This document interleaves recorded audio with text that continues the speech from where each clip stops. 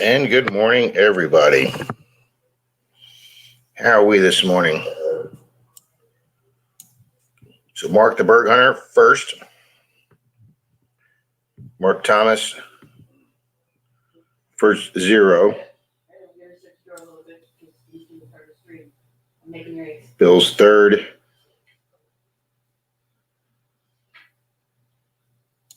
Is Rob here? Hey, Rob. Hello, Rob. Yes, Rob's here. He's up. Denise redid all the clocks in the house last night. Something strange is going on in the universe. The sun is lower in the sky this morning.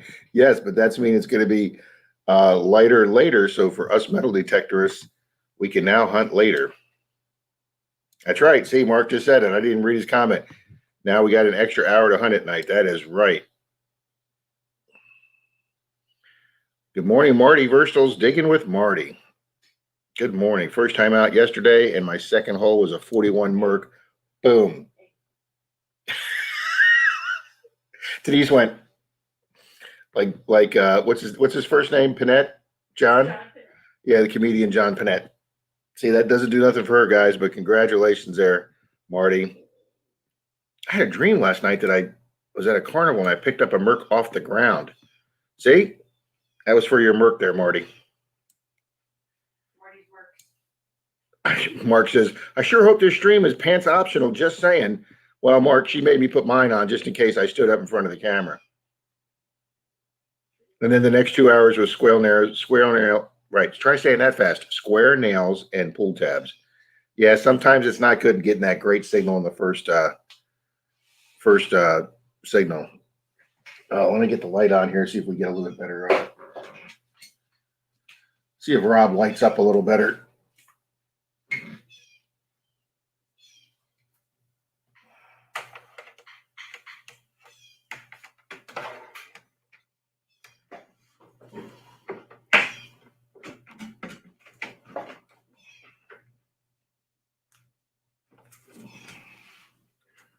Let's see if that makes a difference. That makes a little bit of a difference. Let's go this way. We're not going to get much more. All right, let's hit refresh on my own page on my other computer. And let's see if I'm there.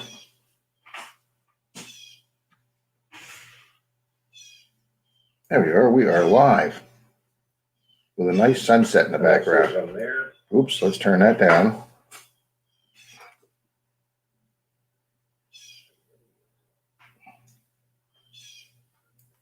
All righty. There we go, gang. Wow. I turned around. We went from 3 to 8. Well, that's great. Welcome. Good morning, people. Did everybody remember to change their clocks?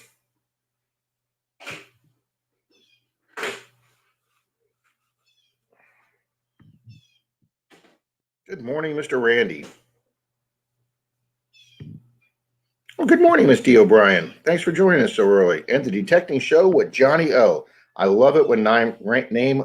Boy, I'm going to be having some tongue time this morning. It's because I haven't had a cup of coffee yet, guys. It's still brewing.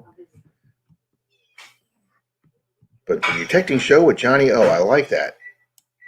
And Miss D. O'Brien. Oh, in Las Vegas, Mr. Roberts here. Good morning, Rob. Woot, woot. Oh, my God. Mr. Randolph Relic Recoveries. His wife must have set the clocks. And good morning, Mr. Jim Steele. Says, good morning, Mark Menardo. Good morning. Menardo's here. Actually woke up on my own at 8:25 without the alarm.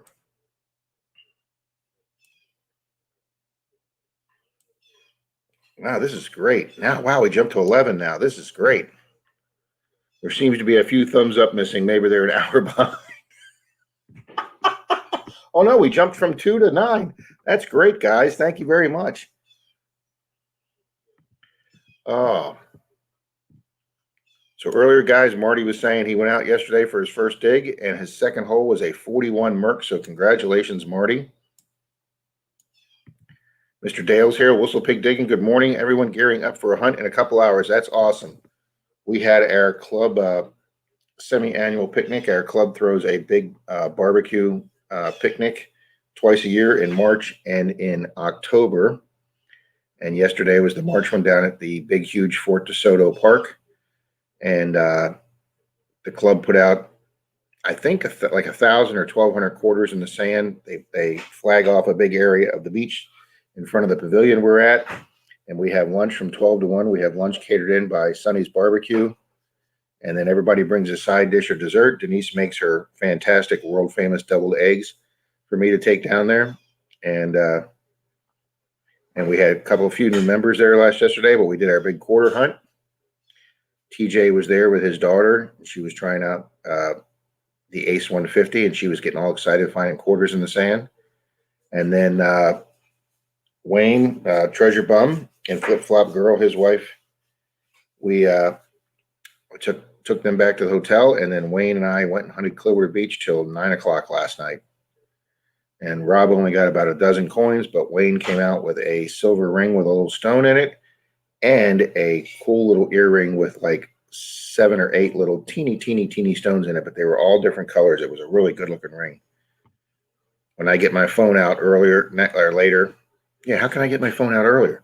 When I get my phone out later, I'll show you guys pictures.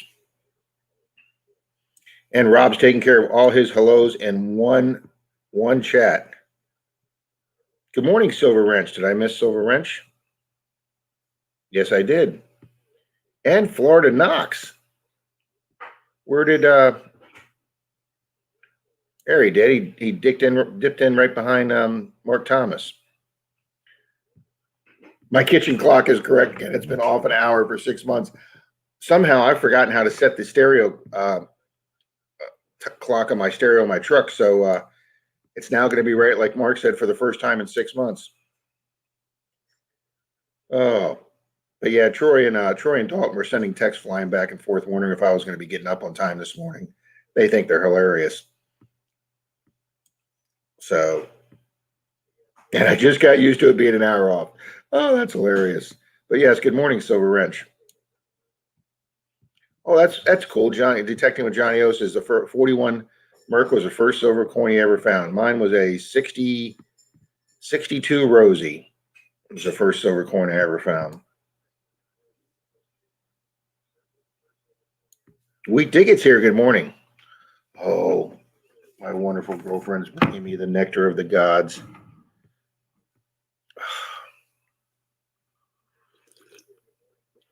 Wow, honey, that's perfect.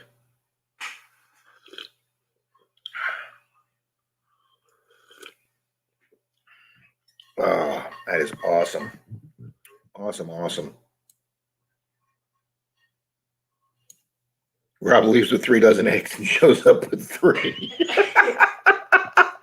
She told me Mark wasn't allowed to eat any. We had them packed in the cooler with a big ice pack thing on top, so I couldn't even have got to them driving down there if I wanted to. But I have done that before, Martin. And we actually did take 30. You actually guessed that right. We took 30 deviled eggs. And when lunch was over before our fun hunt, there was only 3 eggs left. And then after the hunt, somebody ate 2, and I had 1 egg to eat on the drive home or the drive to Clearwater Beaches, which is what I did. So I did let everybody else have theirs first. True story. 2 years ago, I got there right at noon of course I was late as usual, and I got there at noon right as the chow line was starting, and everybody was going down the picnic tables taking their food, and I had to go to the bathroom from the hour and 10-minute drive down there. So I set the eggs on the table, walked like 100 yards down to the nearest bathroom pavilion at the park, and I came back, and the egg tray was empty. I didn't even get one of Denise's eggs. Good morning, Javier.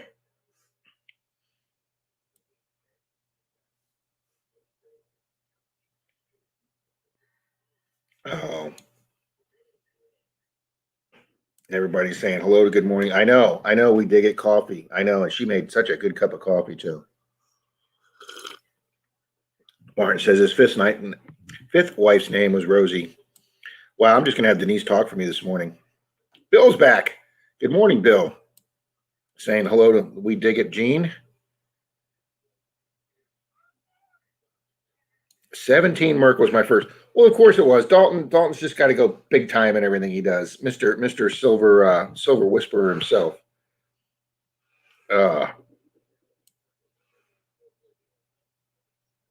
'06 Barber Dime was my first ever silver. Marty, wow, that's a great silver dime for the first one. Good morning, Miss Cynthia Swearingen. We have Miss Cynthia in the house. Everybody's favorite subscriber. Wow, honey, Jim just gave you a huge compliment. You may have trouble finding silver coins, but you won the girlfriend lottery. Yes, I did. Let's just say that on the air. She's in the other room making kissing ass signs.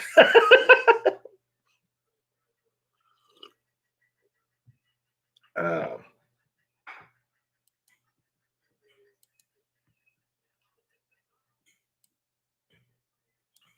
uh,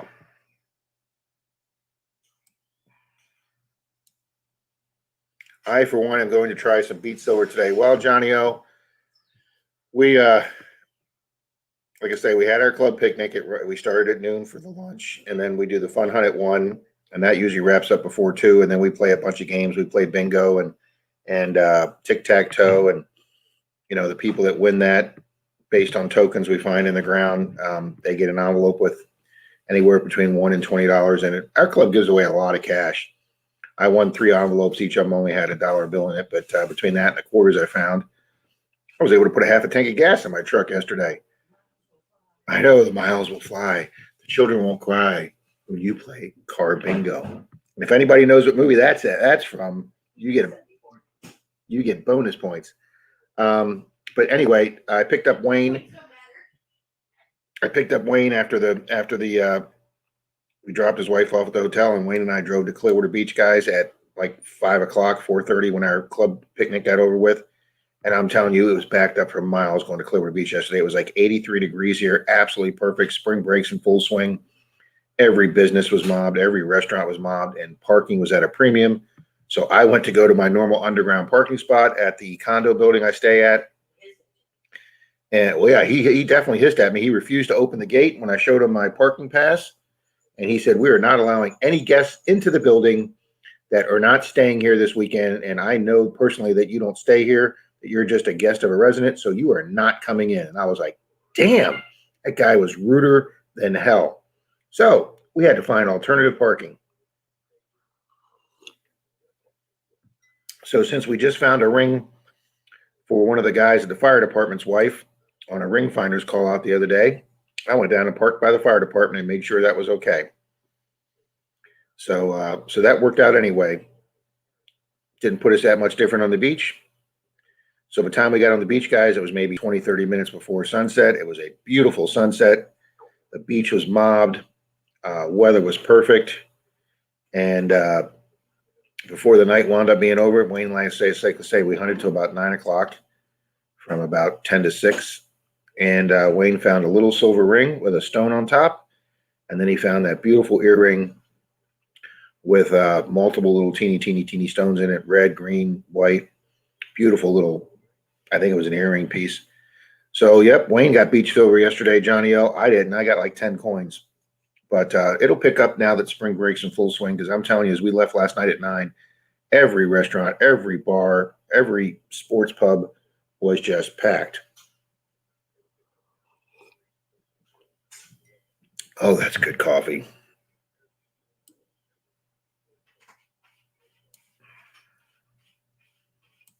My first silver was a 64 Kennedy half. Congratulations, Bill. I have yet to find a silver Kennedy. I have two silver Ben Franklins and 3 silver Walkers, and I've gotten 2 clad Kennedys, but I have yet to find a silver Kennedy, whether it's 90 or 40.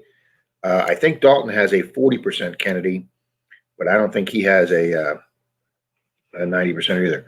Mark says, since we're confessing, 43 quarter was my first silver in my backyard with a Harbor Freight $50 machine. Boom. That'll pay for that Harbor Freight machine pretty fast there, Mark.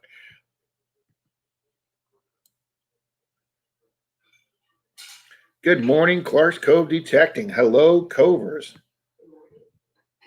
And I'm sure they've seen me using it, but I'm 2 minutes behind on the chat. So there we go, guys. I'm loving this new cup, courtesy of Robert and Melissa Clark.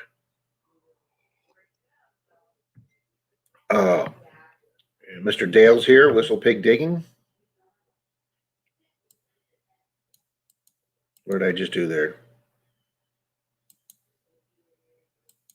There we go. Wow, 22 people in the room, guys, and we've only been going for like 18 minutes. This is awesome. We Dig It says he has to go. He's going to go get ready for a hunt, guys. Well, you know, a hunt's more important than hanging out and chat. So good luck with you. We wish you much, much silver today.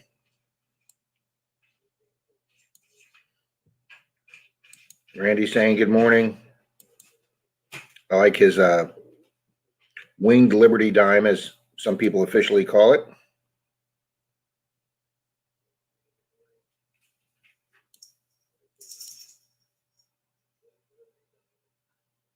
Mark the Berg Hunter saying, hey, dudes and duzettes for Clark's Cove.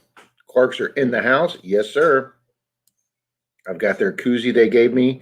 If you lose it, we'll find it out in the truck in my bin for metal detecting supplies. Good morning, Kare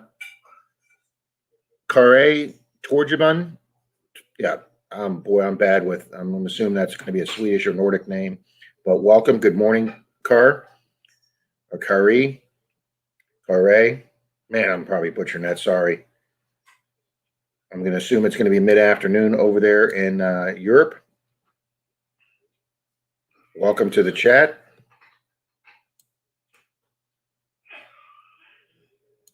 First silver coin I found was in my grandfather's yard, a very worn 1857 seated dime. Jim, you must have some great properties you get on up there. Can you talk about your historic find, or is that coming in a video? It is coming in a video, Randolph, but I can give you folks, well, I can't give you a sneak peek of it, Randolph, because it's in the truck, because my neighbor actually got it open. It took some PB blaster, but we found out it was threaded, and he got it open. And I'm just a random guy from Scandinavia. Wow, that is cooler than hell. Thank you very much for being here this morning. Martin, when Denise, yes, when Denise gets dressed, I'll ask her to go out to my truck and get that for us, Martin. I can show you a find that I got on the way to Clearwater Beach. It wasn't on Clearwater Beach, but Wayne and I were stopped in that bumper to bumper traffic going down to the beach that was bumper to bumper for miles. It took us like 40 minutes to do like 2 miles because the beach was so backed up. And guys, in the middle of the 2 lanes, right on the white line in the middle of the 2 lanes, I go, Wayne, open your door, reach down and grab this. Look at this. Some young kid probably lost, guys, a brand new Chicago Bulls hat with the tag still on it. I bet he was standing up through the sunroof or stuck his head out, and that baby come flying off. That is a brand new Chicago Bulls hat. That was my best find of the day yesterday. That's probably a $30 hat right there.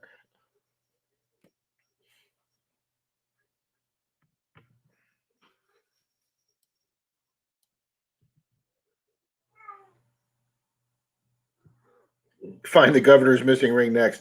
Oh, Johnny, oh, wouldn't that be great? But yeah, we just got, our club just got a citizens commendation from Clearwater Police Department.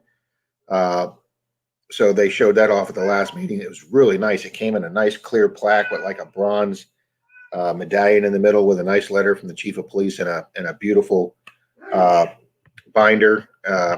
This couple that was been married for 17 years, didn't know who to call or whatever for a lost ring on Clearwater Beach, so they decided to call Clearwater Police Department since that's their jurisdiction, and it got kicked down to the civilian citizens community policing people. And luckily one of them had heard about ring finders, and they went on our website and called our number, and our club president and 2 other guys went out, and the couple met them and told them where they lost the ring on the beach, and they found it in, I think, less than an hour and reunited it with the couple. And they were so happy they called the Clearwater Police Department, just praising our club's ability and that service they did. And they got put on 2 news channels here. Once it was on Clearwater Police's website about the reunion with the ring, two local TV stations contacted us and interviewed our guys on the beach. And then like I say, Clearwater Police gave us a nice award that the club now has in their possession, and the cat is possessed this morning. So, but yeah, we try and stay good there, Johnny O, with the political powers that be. What is the topic here? Metal detecting, coin collecting, coin roll hunting, magnet fishing, anything anybody wants to talk about, and those related or any other. Sometimes we got on classic rock songs. Sometimes we got on movies. We're just all over the place here. We're just having a fun Sunday morning chat for coffee. Yes, usually metal detecting. Thank you, Mark the Berg Hunter. Nothing better than a full cup of coffee with melted Reese's. That would be better, Martin. You got that right. Bill's wishing Gene good luck out detecting today. You butchered my nickname, but it's okay. Sorry, buddy. I'm from Denmark. Very, very cool. We have Europe in the house, guys.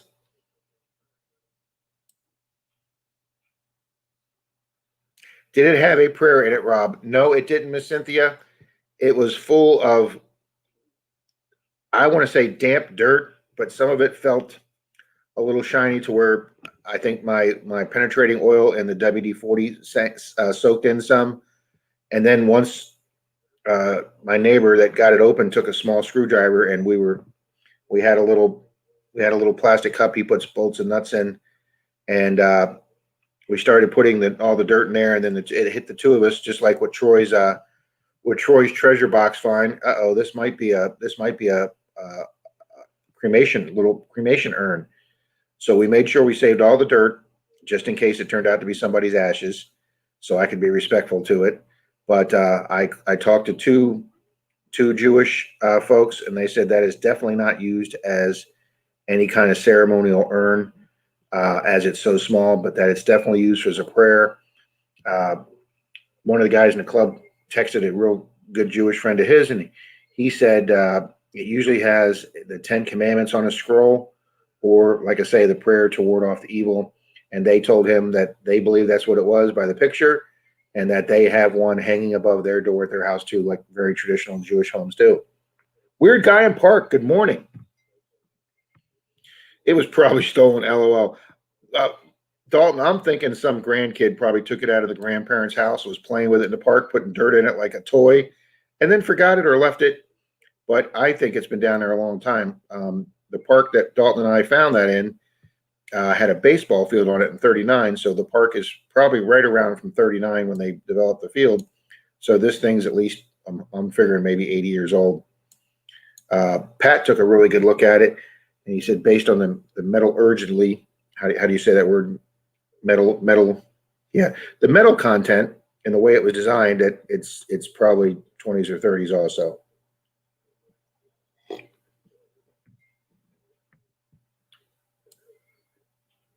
Good morning, weird guy in park. Oh yeah, he's just running all over the house like he's a madman. Oh God, I saw your cat. It's so fluffy. Yeah, he's 18 pounds of fluff. All right, Care. Just good morning, Mr. Tommy.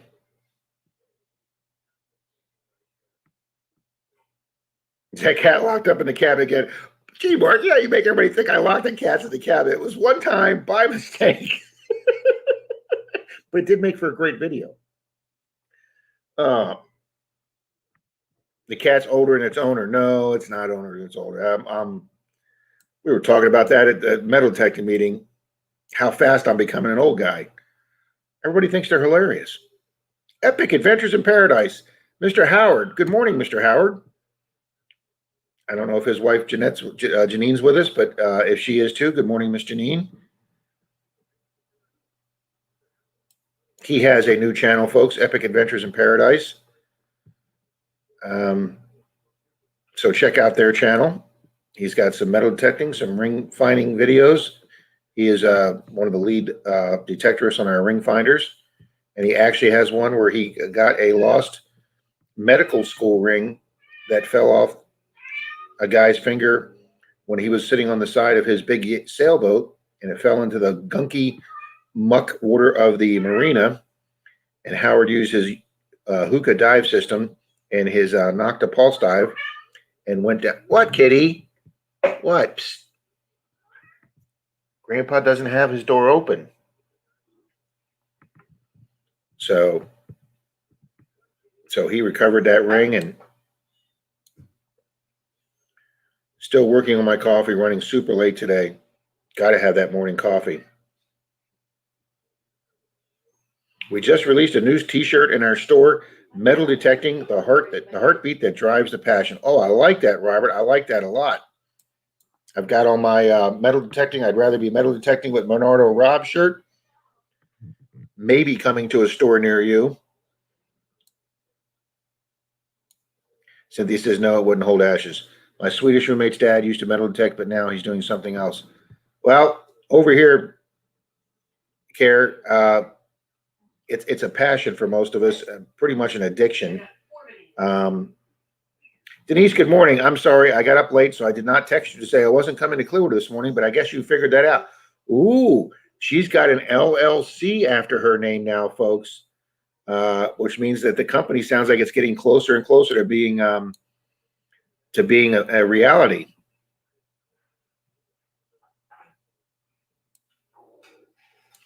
Miss Denise is a fairly new subscriber, guys, that I met on Clearwater Beach, and we hunted Clearwater Beach together.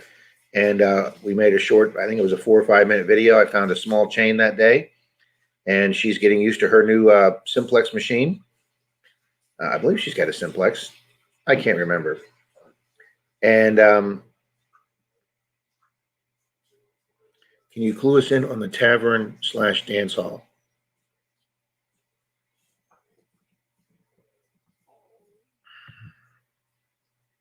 You lost me on that one, Martin.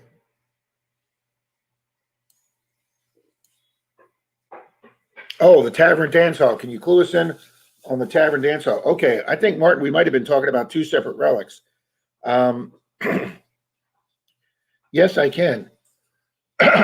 Guys, I found a token on Dalton and mine's first hunt of the year. I found a token on, I think it was a 14 property. It might have even been older. Some of the houses around here only got recorded in the city records when the city started recording them, not when they were actually built. So it could be a lot older, but the city county records say it's a 1914 house. I found a token that said good for 5 cents in trade. And you flip over the other side and it said the R.L. McNeese and Company, and it listed the city. And Dalton, I thought, I did a little clip on it in my video. I thought it was a 20s or 30s trade token. And I have to admit, Mr. Dalton flat out told me, I think it's older than that. Let me get caught up on the chats to make sure I'm not missing anybody here. No, he's not. People, don't listen to anything Dalton says. Kara, I'll come by and check out your channel. Thank you so much for being here this morning. Farvel, okay, now we just learned a Swedish word there. Okay, I am actually caught up with the chat. Well, anyway, I called our local historical society for that city. They have a big facility. Weird guy in the park says, I usually don't hunt in the woods, but I got 3 Mercury times here yesterday. Congratulations. Jim says, Dalton, I'll give you $25. He'll probably take it, Jim. Anyway, I called up the historical society, asked them if if they had heard of this company, and Kay's digging and stopping in to say good morning. This internet is awful here. Everyone have a great day. Thank you, Miss Kay. Appreciate it. Hope it lasts for a little while. Johnny O says, love all the Merc Dime talk this morning. Thank you.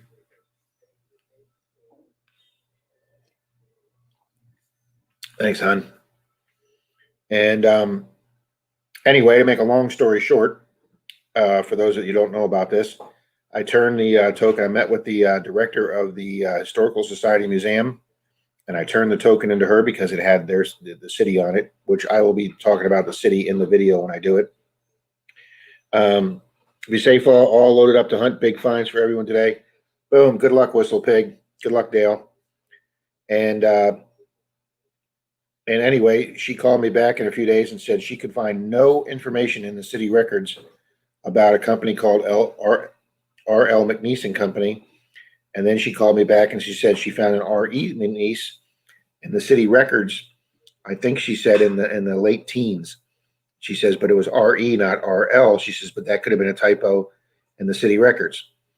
And then the day that we were hunting the property where Dalton found his, where I found the mezuzah, and Dalton found his 1860s Napoleonic silver, she called me back when we were out there in that park, and she says, I've got great information.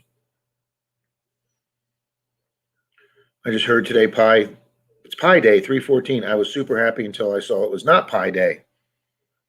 Yesterday's Pi Day. Yesterday? How can yesterday be Pi Day when? Was that the 14th yesterday? No, today's the 14th. Well, then let's have some pie. We will have some pie then. Okay, hon. You're never going to hear me turn down a Pi Day. Well, anyway, the token, she called us up all excited. She used to be a professional researcher. Apparently, she's done research her whole life. That's how she wound up in charge of a historical society. And she found a Tampa Tribune article from 1907, November 24th, 1907. She found a Tampa Tribune article extolling the popularity of the R.L. McNeese and Company saloon and dance hall in the city downtown, right across the street from where the Historical Society / train station is. And the reason nobody knew about this business, even though it was a huge dance hall that had just hired extra people due to its popularity, they listed all the alcohols that the saloon carried. And the article even said it was the dance hall had the only electric piano in the city for 1907. Well, 3 months later, in January of 2008, there was a huge fire at the wooden constructed train station, and the original 1900s train station burned to the ground. And it took several businesses along the block with it, including the big, huge dance hall and saloon that never got rebuilt. And there was no record, since the city had not started keeping official records yet. There was no record of that business, and nobody had any knowledge of that business until that token came about. That token has actually caused the city to find out that there was a business there in 1907 that they knew nothing about. And she's super excited about having that token. And she's going to put a whole big display case on it about the lost R.L. McNeese saloon and dance hall. So I will be having my first piece going into a museum, and we will be doing a very big video on that when she gets it in the display case and I get to show it. Mayor Videos, good morning, Mr. Moreland. Thank you, Johnny O. You all heard Rob's got pie for everyone. I don't know why today wouldn't be Pi Day. It is 3/14. That is the first 3 digits of the mathematical pi.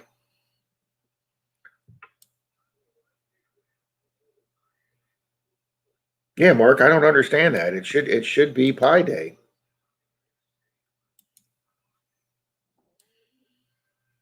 Everybody's working over here for Pi Day anytime. But Mr. Moreland, good morning here, guys. Mr. Moreland does a great stream. He has games and graphics and does a cool introduction when his guests come on. I don't have any of that software, but Moreland has a great stream, guys, at 11:30 when we wrap this one up.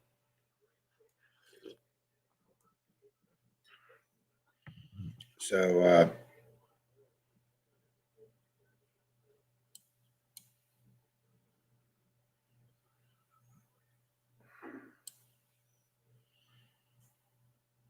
thank you, Miss Cynthia. Thank you. Thank you, Silver Wrench. Yep, Dalton called it. He said that token was probably turn of the century or teens. So Dalton called it on that one. Thank you, Bill. Thank you, Denise. Marlon, is it darker there this morning, Marlon, up there? Because you guys are way north.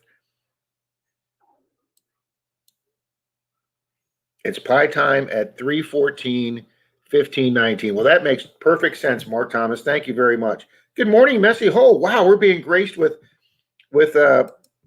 James and Rebecca this morning. And boom, I pulled those names right off the top of my head this fast this morning with only one cup of coffee. And Dirt Troll and Troy's, holy smokes, we have everybody who's anybody. Look at that. The man who talked to Nugget Naga and Michael up at Florida Hunt 7, who Michael said he was stuck at 754,000. He couldn't seem to get over that subscribers. And Troy said, I'm stuck around 400. It was the greatest conversation ever. Troy, you're great, buddy. It's Rob versus Pie. Pie would lose that one, Mark. Troy, get to work. Carl Becker. Good morning, Carl Becker. Welcome to the chat. Yeah, Troy's got to say hello to everybody really fast. I think he's on a break at work because he missed the club picnic yesterday. Denise says she had the honor of watching American Eagle fly right past me as I'm heading back home over the Howard Franklin Bridge. The Howard Frankenstein, our most notorious bridge, Denise.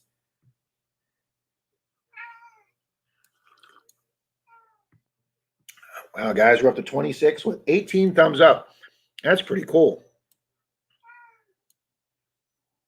Sun just creeping up with the time change. Yeah, I bet it's going to make it a little dark in the mornings up there. Marlon, is your daughter back in school, Marlon? Is that going to make it dark for her in the morning? I wish you folks to be careful. Yeah, I did, Carl. I'm going through them right now, and I will be probably sending them out Monday. I owe you one. I owe Cynthia one. I owe Charlie one, and I owe a fourth person one. I got them written down here.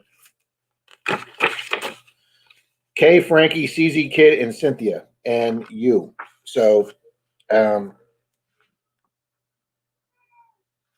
will be getting those out Monday. I just got them in. Here is my stack of silver dimes I just got in. I just got 14 in. So I'm finally able to mail them out. So yes, Carl, I will be getting yours out, sir.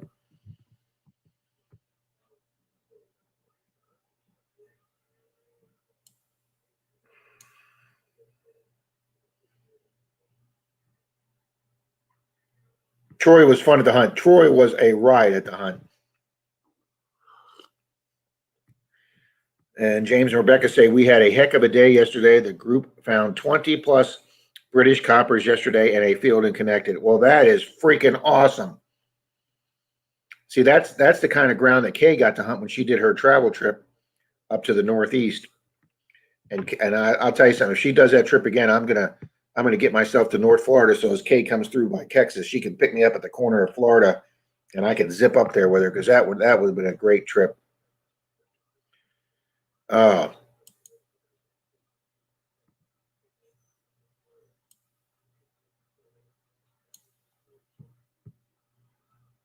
that is so cool, Denise. That's right. You tell him, Bill. There's no pie that could beat Rob. We didn't get this fluffy having beer. We got this fluffy having pie. Work is always getting in the way of fun. You got that right. Tommy says we had a bald eagle over us in the golf yesterday. Yeah, there's plenty of them here, and just put the cat on for some camera time already. I don't know where he went. Oh, he's up in the window. See him? He's up. He's up. He's right there on the windowsill. Him and his big flat fluffy tail.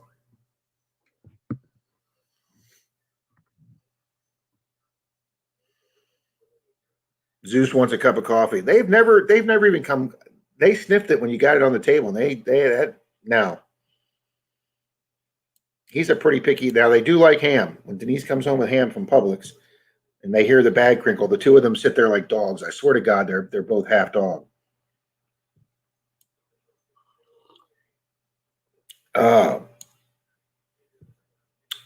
Carl says he found another silver dime on a beach here in Collier this past week. Fantastic, Carl. Fantastic. I have never, ever found a silver coin on a beach. I'll tell you, if there's ever another storm up Charlie's way, digging it back, where he found those 34 silvers after the hurricane passed because the beach got eroded 4 feet and it was down to the level from the 1930s and 40s, and he found all that 30s and 40s silver. I definitely want to get up there and help him hunt that beach again. But congratulations, Carl.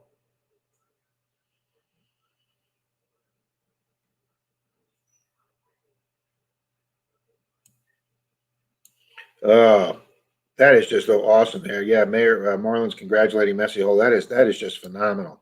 We will definitely be watching that video. You should definitely come up, Rob. James, thank you for the invite. And I was all planning. I know you and I had talked quite a bit when you guys came down here on vacation to the West Coast, and I was hoping to get with you on St. Pete Beach or Clearwater Beach, but somebody else injected themselves into that little get together we were doing and made sure that they wanted that time for their video, and I was not going to go get in the middle of that person, and I did not want to be on video with them, so I'm sorry I could not get together with you for that hunt. And but please, please, please, if you guys are down this way again on vacation, I won't criticize your beach metal detecting techniques, and I'm leaving it right there.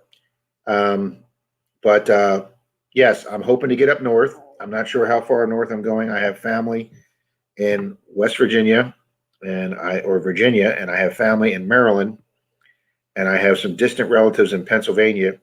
Actually, no, I do have family in Pennsylvania also. I have some distant relatives in Hershey, but I have some other family up in the mountains of Pennsylvania. So if I could piggyback on them, and I might be able to work my way up there because I'd love to get to New York and Dead Horse Bay too. So if I'm already up that way, why not go as far as Kay went and do the trip?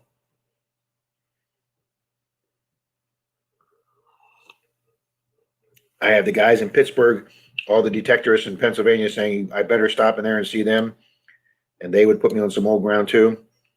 I hit 3 rings in one night on the beach in Collier the other night. Well, outstanding. Wayne, I was saying earlier, Carl, before you guys came in, Wayne we did Clearwater Beach from just before sunset till 9 o'clock last night, which is why I'm not doing this video from the beach this morning because my legs need a day off.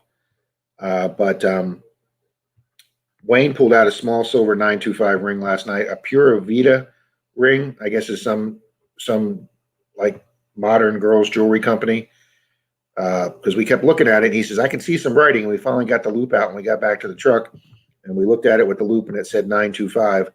So Wayne got a little silver ring with a teeny little round, like whitish stone in it, and then he found a little adjustable earring that had like 7 stones in a row going across the circle, really teeny chips. We don't know if that one's real or not, but 3 rings in a night on the beach is phenomenal. Mark says he's too lazy to change his clock. They'll be right again after 6 months. That's right. I have to remember to not subtract an hour from what they say.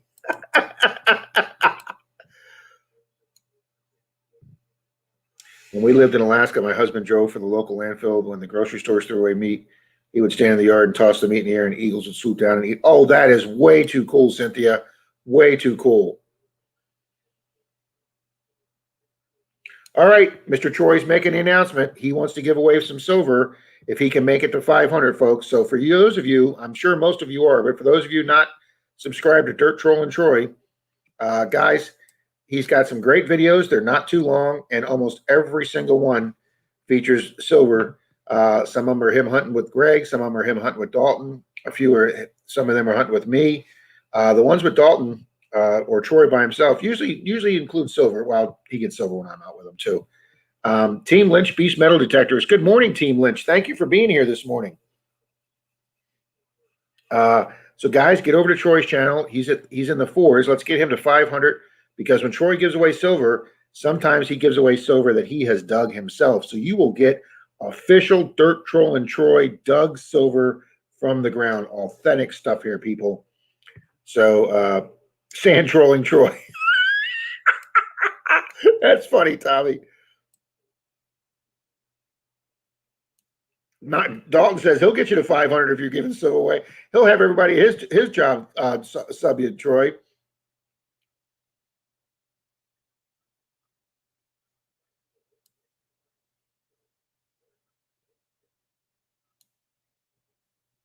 My cat loves to smoke turkey.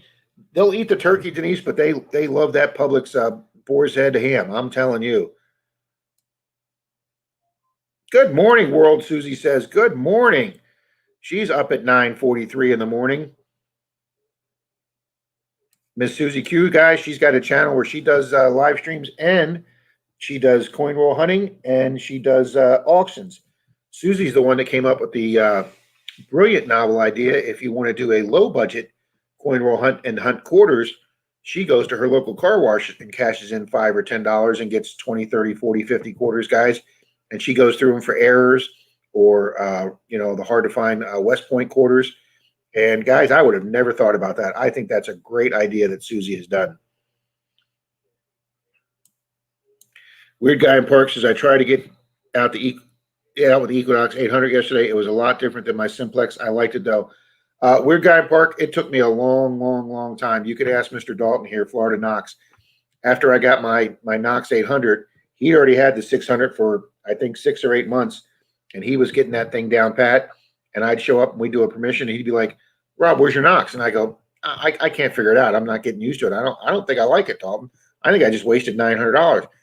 Rob, it's so much better than the 705. It's just, he says, you got to get used to it. So Mr. Dalton, God bless him, took so much time to help teach me that Knox. And I just had to learn through repetition. So give it time. I'm sure people will be a lot faster on it than me. I don't know why it took me so long to learn that Knox, but now Mr. Dalton was exactly right. It was the best purchase I made for metal detectors. I love it. I can't picture myself using another machine. I love it on the beach. I had it in the water yesterday, and I went from beach 1 to beach 2. It was a little chattery in the water, which it usually wasn't. So I just picked it up out of the water, and I ground balanced it right at the water's edge for beach 2. Put it back in the water, and it was as quiet as a church mouse. I don't like a chattery metal detector, whether I'm on land or in the water. And that's the nice thing about that Knox on the beach or in the water. It's as quiet as can be until you get a signal. I mean, you could be in the water for like a half an hour with no signal. You're half asleep, you're daydreaming, and boop, you get that signal with that Knox, and you know you're onto something good. And Susie says she's one step closer to heading south. She has been vaccinated. Congratulations, Susie. I know you've been wanting to get those. I don't know if you got the 1 shot or the 2 shots, but congratulations.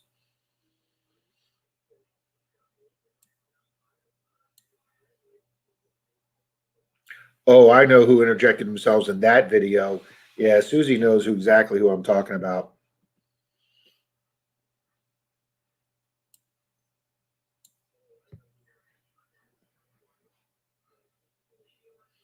Hello to all. Invade it scrolls by me on this phone. Yeah, if you guys are on the phone, it's a little tougher. Tommy does his on the phone. He does a great job on his phone. Tommy does a lot on his phone. He's in the Zoom chat on the phone. He's on his live streams on the phone. Guys, I don't know if I could do all that. Pat does all his videos and his editing on his phone, and so does Troy. And I think actually so does Dalton. I use that computer right there, guys.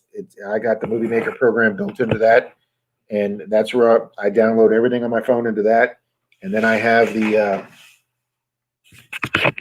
this external hard drive right there that's 3 terabytes, so I can transfer everything to the external hard drive to free up the space on my computer for my next download. I'm on my phone too, so hey, Clark's, Cynthia, and everybody, Marty and the gang.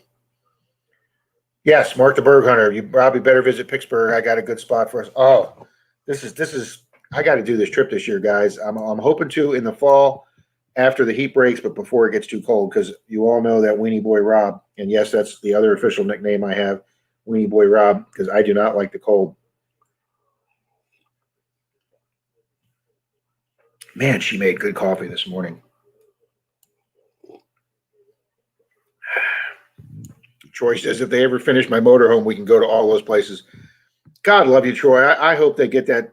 Troy and his wife, guys, just bought a Mercedes motorhome that they went to go pick it up. And the day they picked it up, motorhome people told them they couldn't pick it up because Mercedes had issued a recall that they considered a safety recall. So they were not allowed to deliver them the vehicle, and they've got to wait on the parts from Mercedes. So I wish you luck with that, Troy.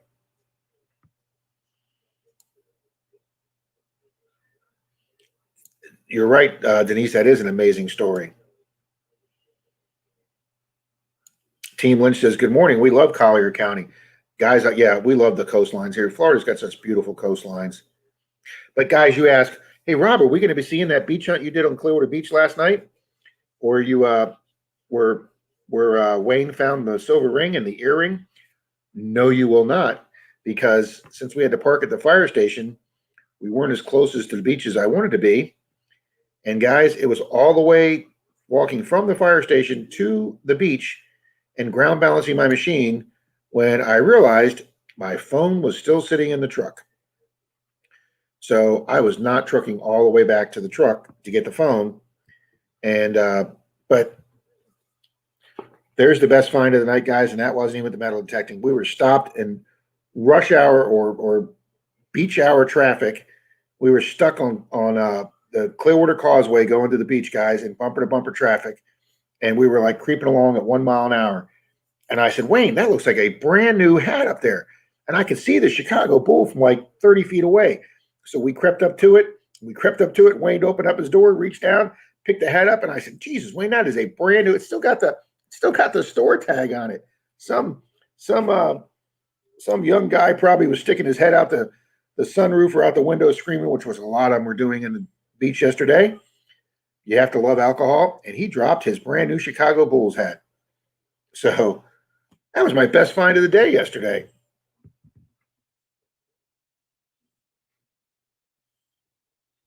Clark's Cove says, give me some silver and I won't tie cans to your truck. That was a great morning. Clark's Cove, that was just hilarious.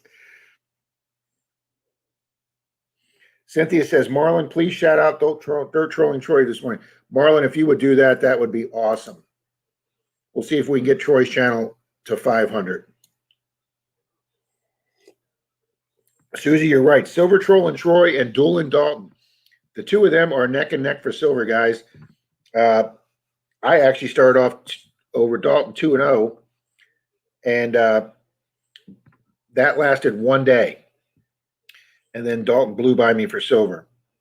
But now that the bathroom project is done and the bedroom is done, I'm going to try and get out a little more this next week. Anyone here have a Nocta Impact? That's a good question.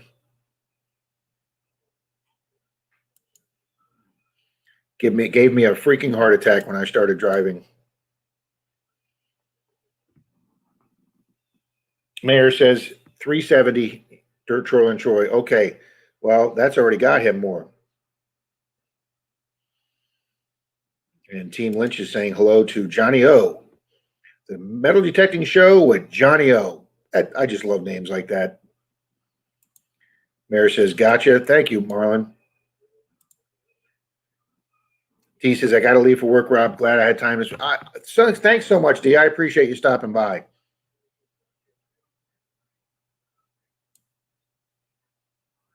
Yeah, aren't you glad it was not your transmission, Troy? He was really nervous. I knew they were the cans rattling around because I knew they did it at Dennis in his van, KCMD metal detecting. And we had parked Troy's vehicle up at Florida Hunt 7, and we all hopped in Dalton's truck because they asked if we could carpool because there was limited parking at Florida Hunt 7. So Troy and I threw all our detecting gear in the back of Dalton's truck, and we left Troy's truck at the hotel. So it didn't move from Friday to Sunday. Troy's truck didn't move. So Clark's Cove had plenty of time to tie some string and tin cans underneath the truck so you couldn't see him until Troy backed up and started pulling forward to go around the side of the hotel. And it was just rattling. It was so noisy. It was freaking hilarious. I knew what it was immediately, and I was just rolling.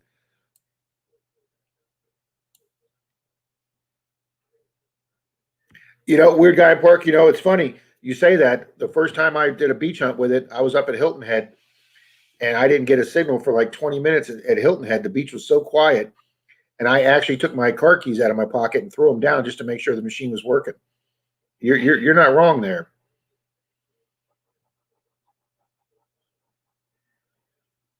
See, look at this. Look at this. Look what Susie said. See, Rob, I'm going to start doing detective videos again. Boom, that's a good. And on the car wash quarters on Monday, we found 2 silvers and 3 W's, filled 3 state quarter books and the national park book. Great, Susie. I'm still trying to fill my national park book right now. Congratulations, Susie. 2 silvers. and 3 W's. The only W I got, TJ gave me for my collection. Susie says she's on the computer now, much better. Tommy, you're right. The Knox does take worth learning, but it is worth it. You are absolutely right. Randy, thank you, sir, for coming in, buddy. We will see you Wednesday in Pat's Zoom meeting. Thanks for being here, buddy. Susie says she got the one shot and no issues. Good.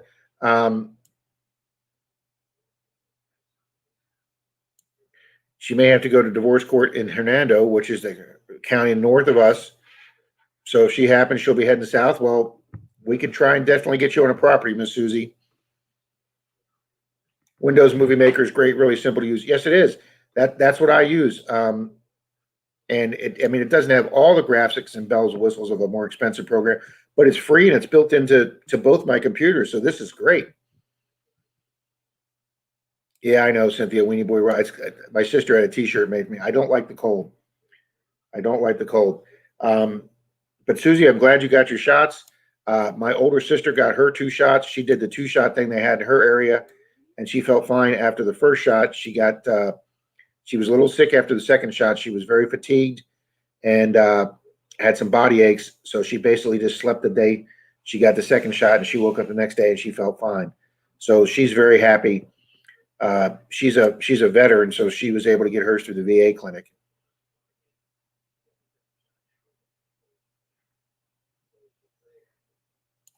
Oh, no worry, Susie. Merrill's about the most easygoing guy in the world, at least from what I know.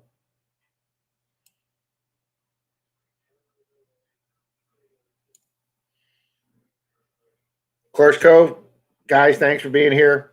Appreciate it, buddy. Thank you again for the coffee cup. Phenomenal gift.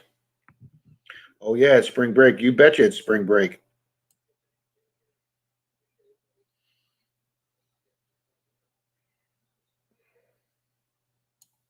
Oh, you help with Troy, Susie. You'll be in stitches the whole time. Carl, do you want the link to show those rings? Let me put the link up, Carl.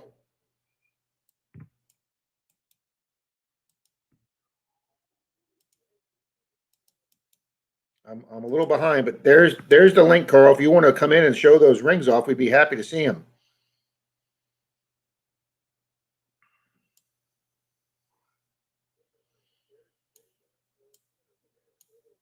Good morning, Mr. J Man. Metal Sharks. Well, good luck if you do go out this today, Susie.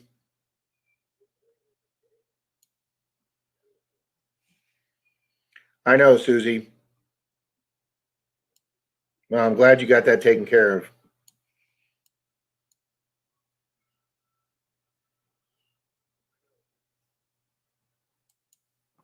All righty. Susie's going to go take her phone call from Rock Royalty here. Hey, I'm actually caught up, guys, on the chat. Look at that. That doesn't happen a lot.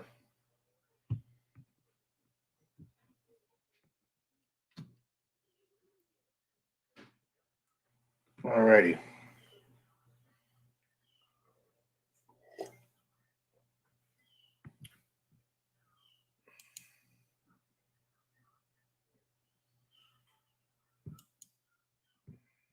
Mark says, oh, Carl says, sorry, he doesn't have a cam. Okay.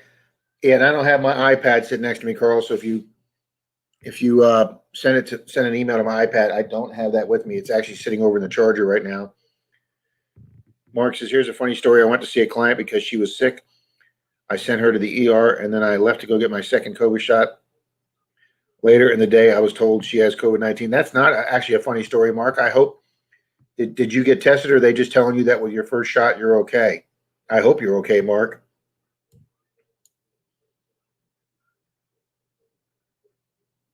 Hey, D, are you still in here? Okay, when you come out, if you could grab that item out of the truck, that would be great. No. We got time. Okay. Well, if it was me, you'd ask me, and I'd already forgotten. So, have to go hunting with the detecting show with Johnny O. That'd be great if everybody get together. Oh, I got to take my link off here. Well, that's great, Susie.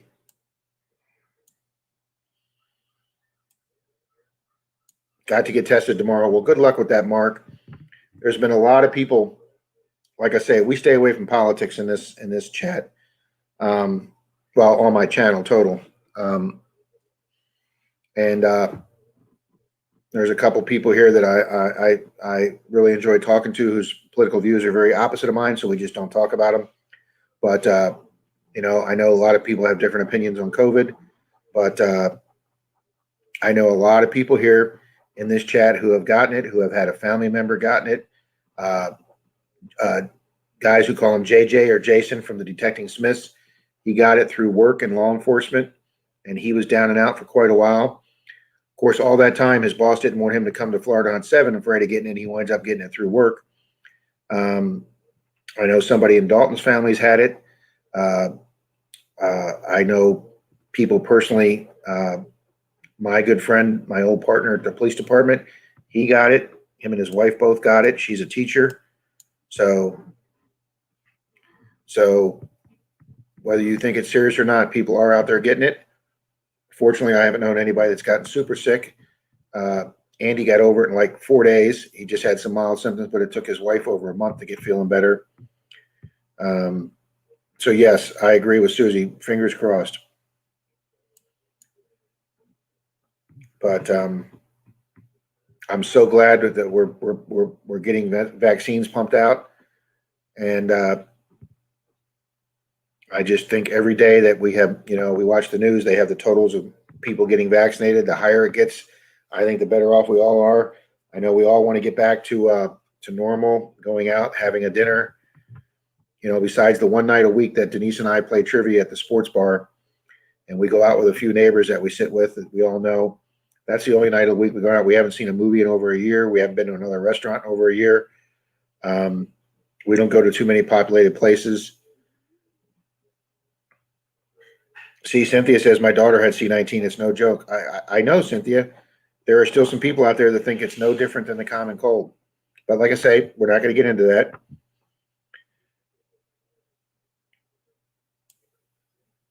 Team Lynch, thanks for being here. Got to go hunting. Going to go hunting with the detecting show with Johnny O. Oh, that's okay. That's what you meant. I couldn't figure out that statement. I thought you were like talking about the future, but you're talking now. So you guys go out and have a great hunt. Find lots of cool stuff.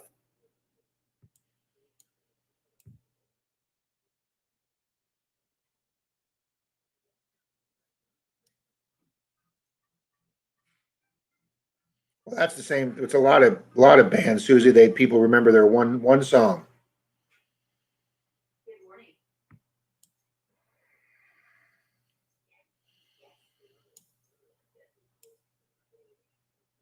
The Dark Knight Detector is diggity diggity do. I have got your video up on my or your channel up on my page, guys, to start watching a couple of his videos from the Dark Knight Detectorist. Another cool name, by the way. Thank you for being here this morning.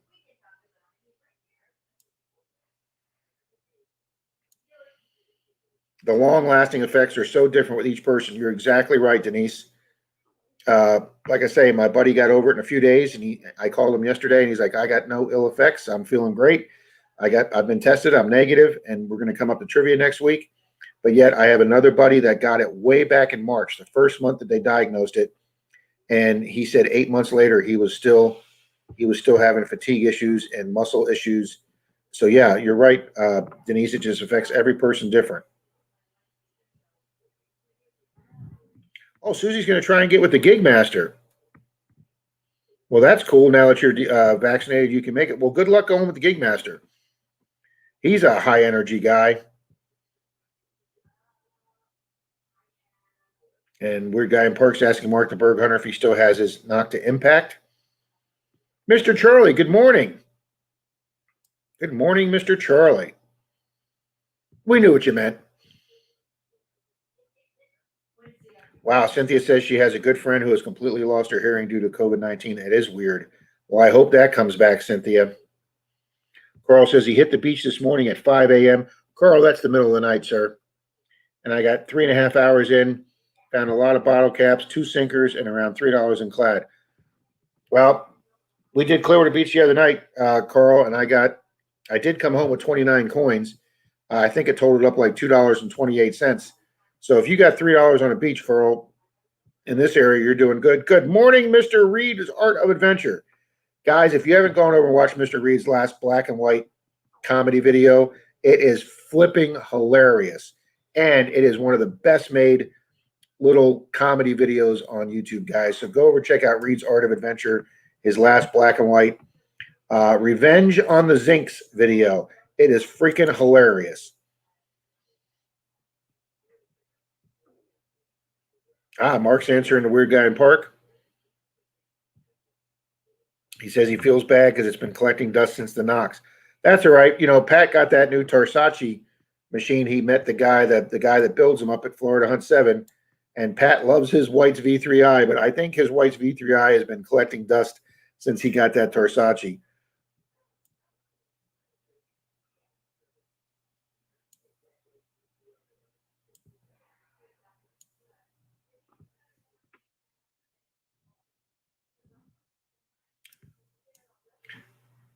I would skip the first couple of videos, not very good. Hey, we all started somewhere, Dark Knight. One video had a bit of blue language, and I found my first silver hammered, but I try to be more professional now and family friendly.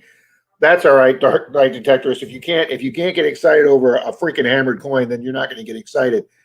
When TJ up at Florida Hunt 7 3 weeks ago, Dark Knight Detectorist, TJ found his first 1800. Well, his second 1800 silver, but his first quarter ever. He never even found a quarter, and he gets a beautiful mint condition 1898 Barber. And I hear the whole group. We had 5 of us or 6 of us hunting that day, and it was 42 degrees, and I was sitting in the truck, Troy's truck, trying to keep warm with the heat on. And I was like, I'm not going out there until I get heated up a little bit. And I hear them yell, "It's silver! It's 1800 silver!" And I got out of the truck and I said, "Are you effing serious?" And I got a little bit of blue language in that video, so I put a little disclaimer that there was going to be, because there was a few F-bombs that fell in that segment, but I try not to do that. You're right, but I did put a warning at the beginning that there is some adult language in this video.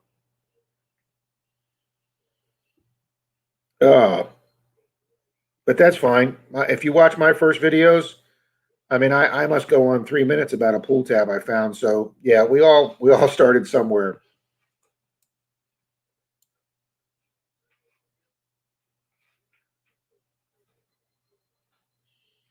It's funny you say that, Cynthia, because my buddy had a foster child and they had to get tubes in their ears too. Carl says my best beach clad find was a couple of weeks ago when I found just over $10, over 90% were greenies. Definitely a virgin spot. Oh yeah, if you're pulling out green coins, like I say, in the 2 hours or 3 hours we did the beach last night, I only got like 10 coins. It was very quiet on the section of Clearwater Beach we hunted, but probably 3 or 4 of those coins were greenies. And what we're talking about, guys, is when a coin stays down in saltwater sand so long, it gets like a red coating on it, and then it starts getting the green coating on it that you have to scrape off, almost like a mold or an algae, or corrosion. And if you find a deep green coin, it's been down there, and other people's machines have missed it. Carl, what do you swing? What kind of detector do you swing?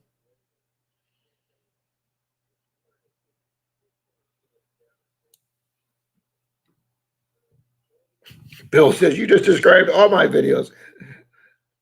Oh,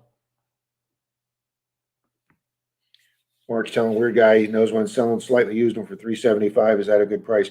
Yeah, you two guys work that out. I don't know anything. Rob says Vegas. I hope to get out for a hunt this week. I am sure there is a pool tab with my name on it. Absolutely. I actually did get 2 nickels on the beach last night on the Equinox 800 that rang up 13. And usually you guys know on the beach, a 13, 12, 13 on the Equinox, even though it's a nickel signal on the beach, it seems to come up a pull tab or a bottle cap a hell of a lot more than it comes up a nickel. But guys, I actually got 2 nickels and only 1 pull tab on the beach last night. So I was very happy that anytime you can find a nickel on the beach, that's, yeah, Vegas. Any day without a pull tab is a great day, but that doesn't. I can't remember if that happens.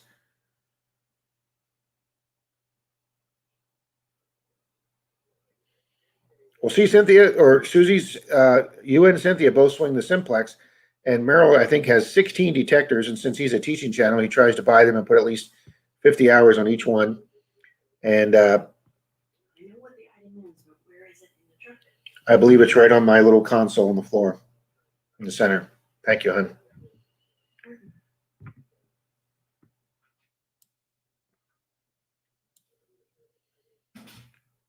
Mark says his next video will have some sound effects over my language. I've got to learn how to do that on my program, Mark. That would be, if I could put some little beeping sounds on my. And Denise says she finds tent spikes on every beach hunt she goes on. You know, it's funny, Denise, a lot of people do. I did find one. Oh, excuse me. I did find one the other day, but I rarely actually find a beach steak. I find a lot less than most people, which I have no problem with.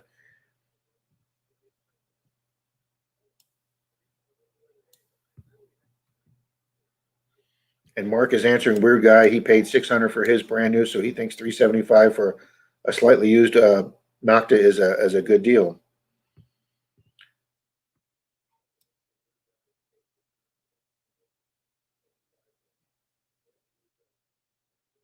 Good morning, Countryside Russell.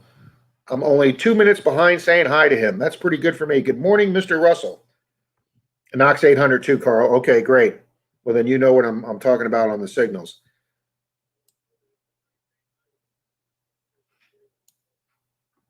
That's all right, Susie. I did our club fun hunt yesterday on the beach, and I kept wondering why all my quarter signals were real choppy.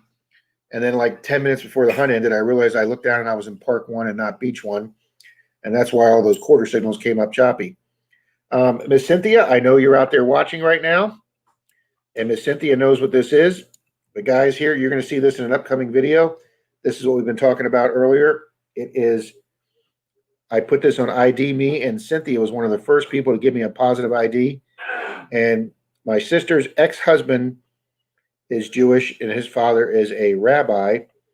And I sent him this picture, and he also immediately confirmed this is a mezuzah. And what is a mezuzah, you ask? It is a Jewish scroll holder.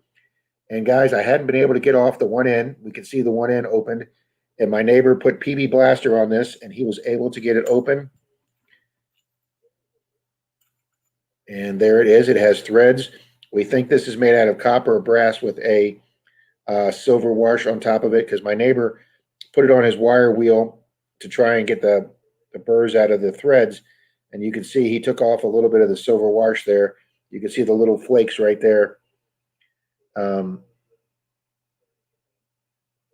Yeah, you can see the little silver flakes there. So he stopped doing that. But guys, unfortunately, it only had damp dirt in it. And like Dalton said, it was probably stolen. I'm going to go with one of the kids or grandkids took it from the grandparents or parents' house, took it out to the park to play and put dirt in it. And then either didn't want to get caught or forgot about it. But guys, this was 9-10 inches down. But due to the metal content on this thing, it gave me a screaming reading on the Knox. So guys, this may be one of my most unique and historical relic finds I've ever found. But it's a Jewish mezuzah that carries a scroll in it with a prayer, sometimes the Ten Commandments, or a prayer that am I still on, guys? I just lost my other computer. Can you guys still see me? Thank you, Charlie, Mr. Charlie. Wow, my other computer is freaking out, guys. Am I still on? Thank you, Robert. Somebody tell me they can still see me. Yep, you're still on. Okay, my other computer just went. The screen just went blank and it says restarting. I don't know what happened to that. All right, but thank you, everybody. Obviously, this is going to go on the finds table this month at our meeting for best single relic find. So, but I've had a couple people in the club contact their Jewish friends, and that's what they said it was. Like I say, my sister's ex-father-in-law is Jewish rabbi, and he said that's what it was. All right, let's go back up and see some questions I missed.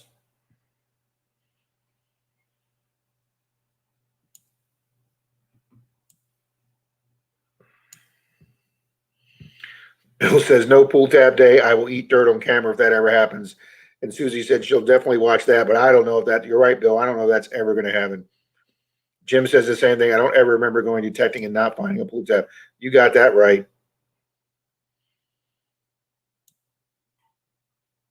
I'm watching with no sound. My goodness, can Q talk? I don't know who Susie's talking about. Nickels are my favorite coin to find. Only bested by well, Mark. I don't know what you swing there, but I on the Knox.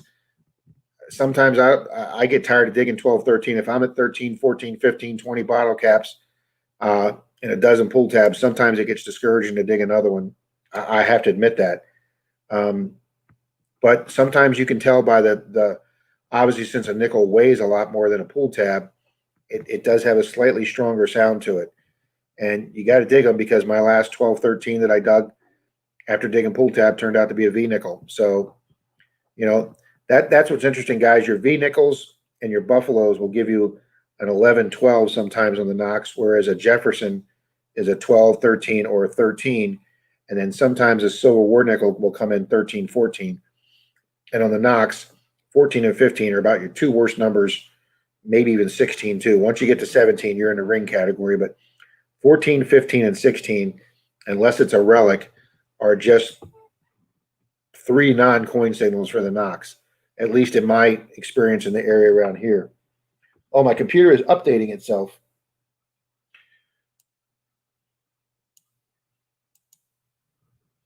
Yeah, Bill. Dark Knight Detector says I do all my editing on my phone. I film with Galaxy S6. Editing skills are getting better. Yeah, just like anything else, it's just repetition and doing it. Mark the Berg Hunter says he'll join Bill and eat dirt when he doesn't find a pull tab. I don't think anybody's going to work. Thank you, Mark the Berg Hunter. Robert says our parks are so trashy. It's either pull tabs, can slaw, bottle caps, and foil. Once in a while, hunting gods smile on us and we find gold or silver. Yeah, yeah. Gold extremely rarely. Silver, hopefully on a more occasional or regular basis. Okay, Carl says on the Knox 800 for him, the 10 spikes are usually 4 or 5. I've probably picked up 20, 25 since November. See, Carl, and I bet in that time I have 5 or less. I don't know why, but on Clearwater Beach, I don't know if maybe the Knox doesn't pick them up as good as I know. I know Denise Kidder, who hunts Clearwater Beach with me and does it quite a bit herself. She finds quite a few of them on her simplex. Cynthia, thank you. You were one of the first people to identify that, Cynthia. Thank you. Thank you, Bill.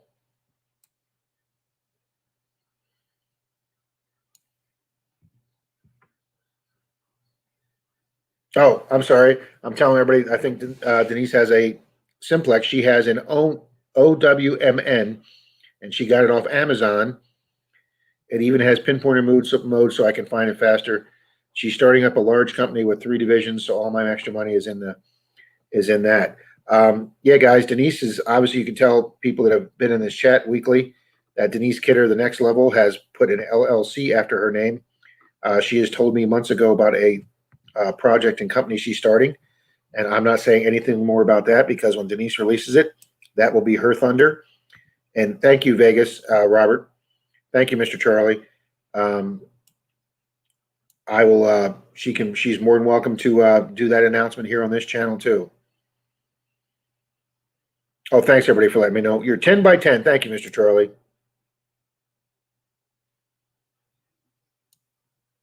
If you don't get find of the month, Cynthia says, I'll be very surprised. Cynthia, one of my best relic finds I ever found got ignored on the table once.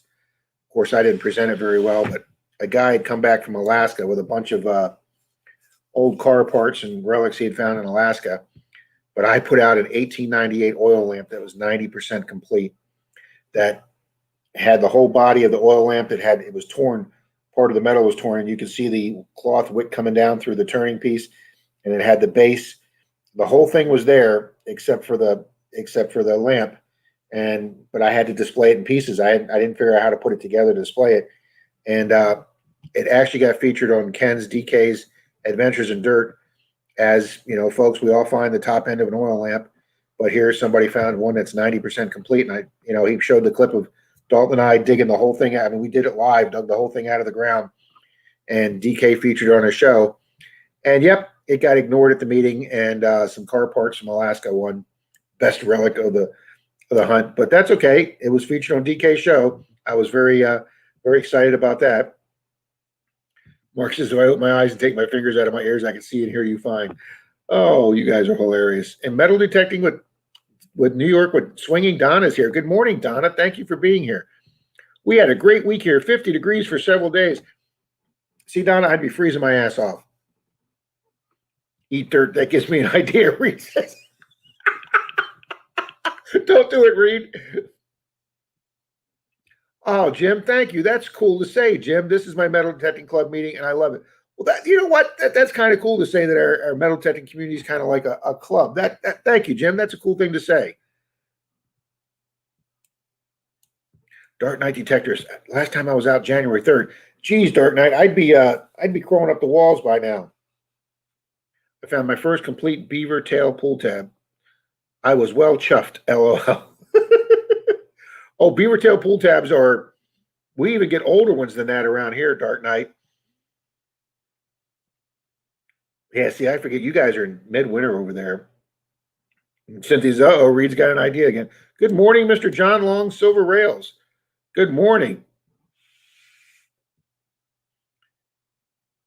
Made it to Mass on time, even regardless of the ridiculous daylight time thing. Of course, there is no real savings in savings times. Yeah, I don't know if farmers need to have daylight savings time again with all the modern farm equipment anymore. I know there's some states considering just doing away with it, John. And he's saying Happy St. Patty's Day coming up this week. I think Wednesday? So I find so many pull tabs. I know, Donna. Don't we wish we could all just eliminate pull tabs?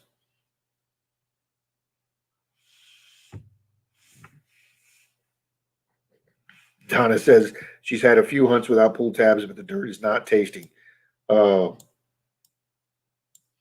Carl, I'm looking for a reason to dig negative numbers on the Knox. Every time I test dig, I get nails or traps pieces. Yeah, Carl, I would probably say you're pretty accurate with that. If I get a strong negative number, I may dig it just for curiosity's sake to get it out of the ground. Yeah, but you're right. That's about what you're going to find with a negative number.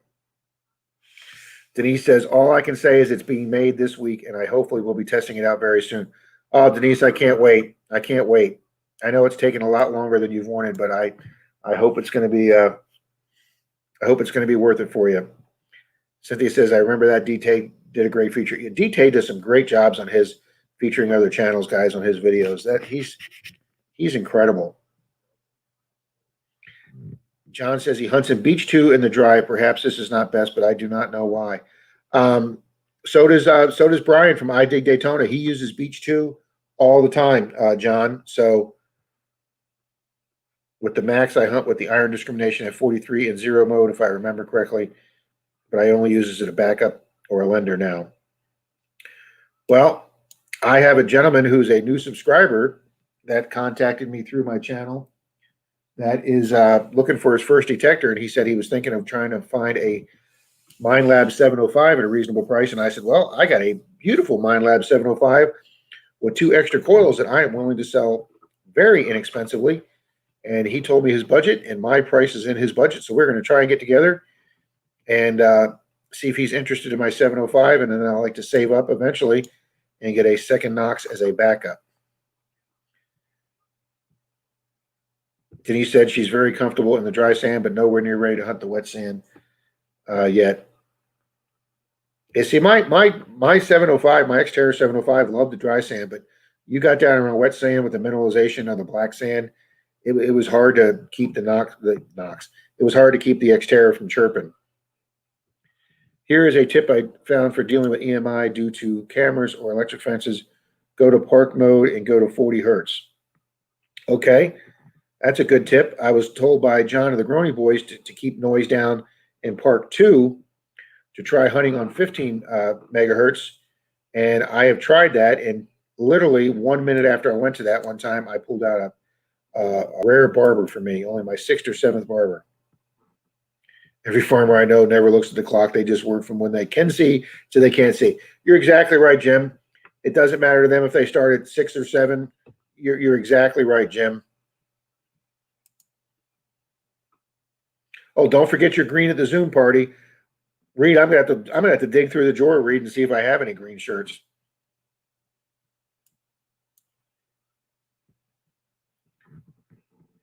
Last August, my 9-year-old lad was out with me, and he was swinging the Go Find 22. Okay, he found a medieval strap and a rusty Roman fibula. He beat me that day. Yeah, I guess so with a medieval strap. Absolutely, Dark Knight. Wow, that's phenomenal. The Go Find 22. That's made by Mind Lab, also, isn't it? Yep. Wednesday Zoom party celebrates St. Pat Rat's Day. St. Park Rat's Day. Yeah, Cynthia. Park Rat wants us all on Zoom Wednesday. For you folks fairly new here, like Dark Knight Detectorist and a couple of the other channels, uh, maybe Carl. We do Zoom on Wednesday nights on Park Rat Pat's channel. Uh, if you go to any of his videos in the front about section, just click on the show me more, and he puts the phone number, and then you type in the phone number for join a meeting, and then it'll ask for a password. You just type in the same phone number a second time, and boom, you're connected. Miss Cynthia joins us. Mr. Reed's there. J Man comes in sometimes. Uh, let's see who else is there. Bill Papa Rouse is there. Susie comes in occasionally. We usually have 12, sometimes 15, 18 people in there. John, the 600 would be a good choice for the budget conscious. Yes, since they just raised the price on the $850.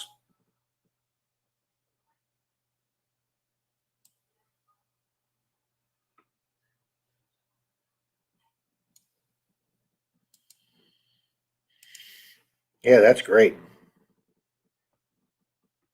It is made by Mind Lab. Okay.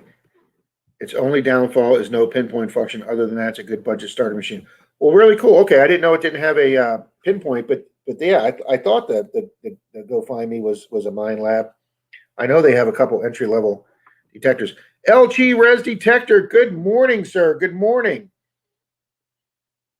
We are nation. We are worldwide now this morning, folks.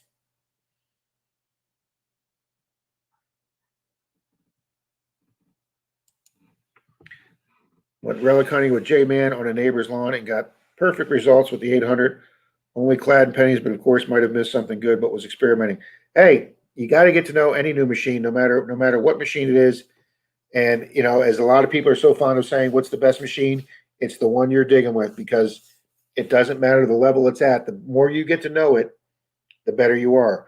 I might do a short video coming up soon uh, for a lot of you folks that have the Knox, and I'm sure this is the same on other machines. On the Knox, a dime is a 26 reading, usually 25, 26.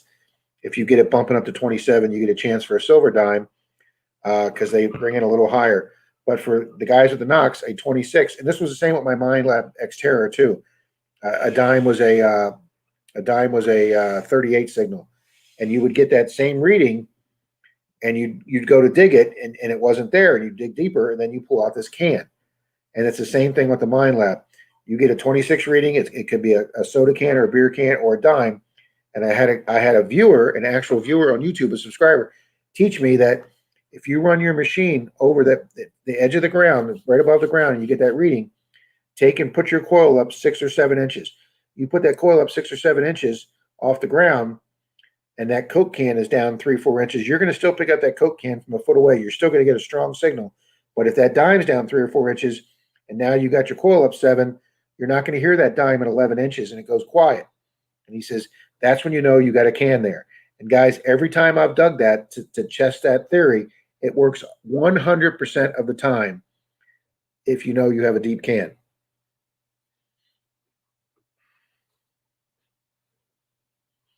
Tommy says he rarely ever uses the pinpoint mode. I don't use it all the time, Tommy, but I do try it occasionally. Dalton sometimes double checks things. Morning, Mike. Dalton sometimes checks things using the all metal mode.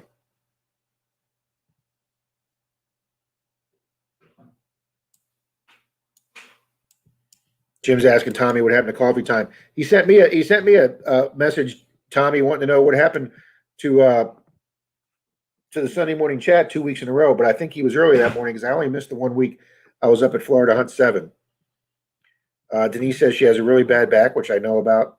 So whatever helps me find it faster is my best friend. Most don't know, but I'm recovering from 2 broken backs and a broken neck and 3 different accidents. Yes. And she has recovered very well, guys. She was a real trooper out there on that beach with me. Metal detecting has changed my life in so many ways. That is phenomenal to hear, Denise. And every time that you get out there and hunt, I'm so happy for you. But she even brought chairs for us, guys. When I met Denise that day out on the beach in Clearwater, first off, she waited over 2 hours for me because my truck broke down with that intermittent problem I had. It gave me a bad day that day getting out to Clearwater Beach. It literally took me 2.5 hours to do a 45-minute drive. Thank you for waiting, Denise, so much. And then when we hunted, she brought a little wagon trolley, beach trolley, that had 2 fold-up beach chairs that we were able to relax and sit down and take a rest off both her bad back and my bad knees, and get to sit there and talk and get to know each other a little bit. Oh, Tommy says he almost always hunts in all metal. I can't do that, Tommy. It makes too much noise. One son found, that one just went by me. One son found a really nice silver ring near a fancy condo on the beach. Check with the condo, no loss report. Well, congratulations there, John.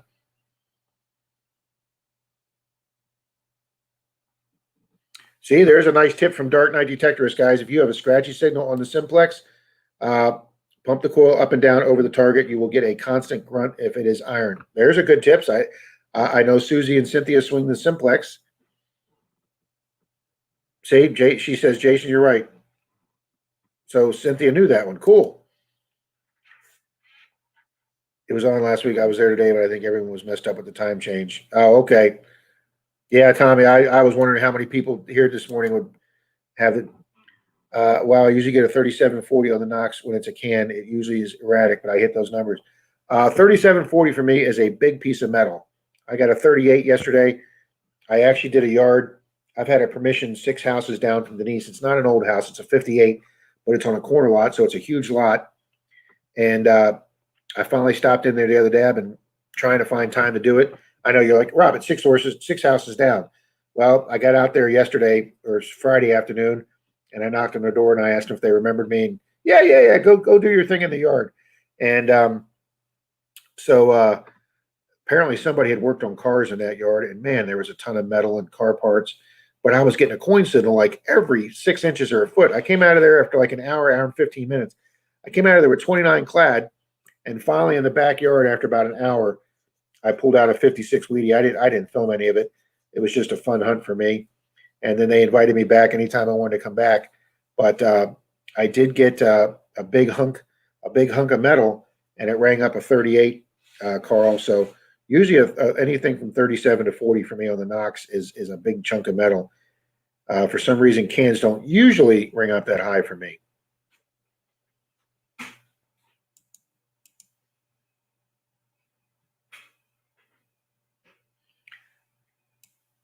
Yeah, Denise, I'm so happy you're recovering from all that. This is the longest I've life going without breaking something. It took me moving to Florida. Well, I hope the warm weather here in Florida is treating you well, Denise.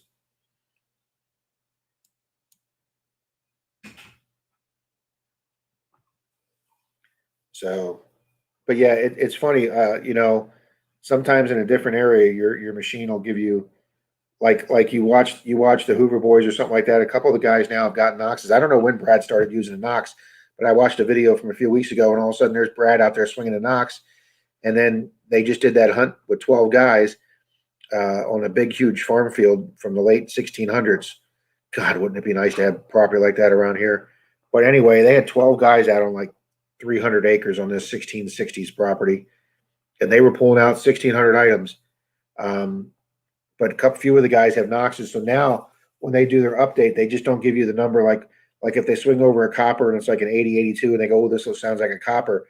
They'll also say they'll have one of the guys swing over with the Knox, and there'll be a 23 or 27 on the Knox. So they're giving you the numbers for both machines now in their videos. That's what I told her, Cynthia.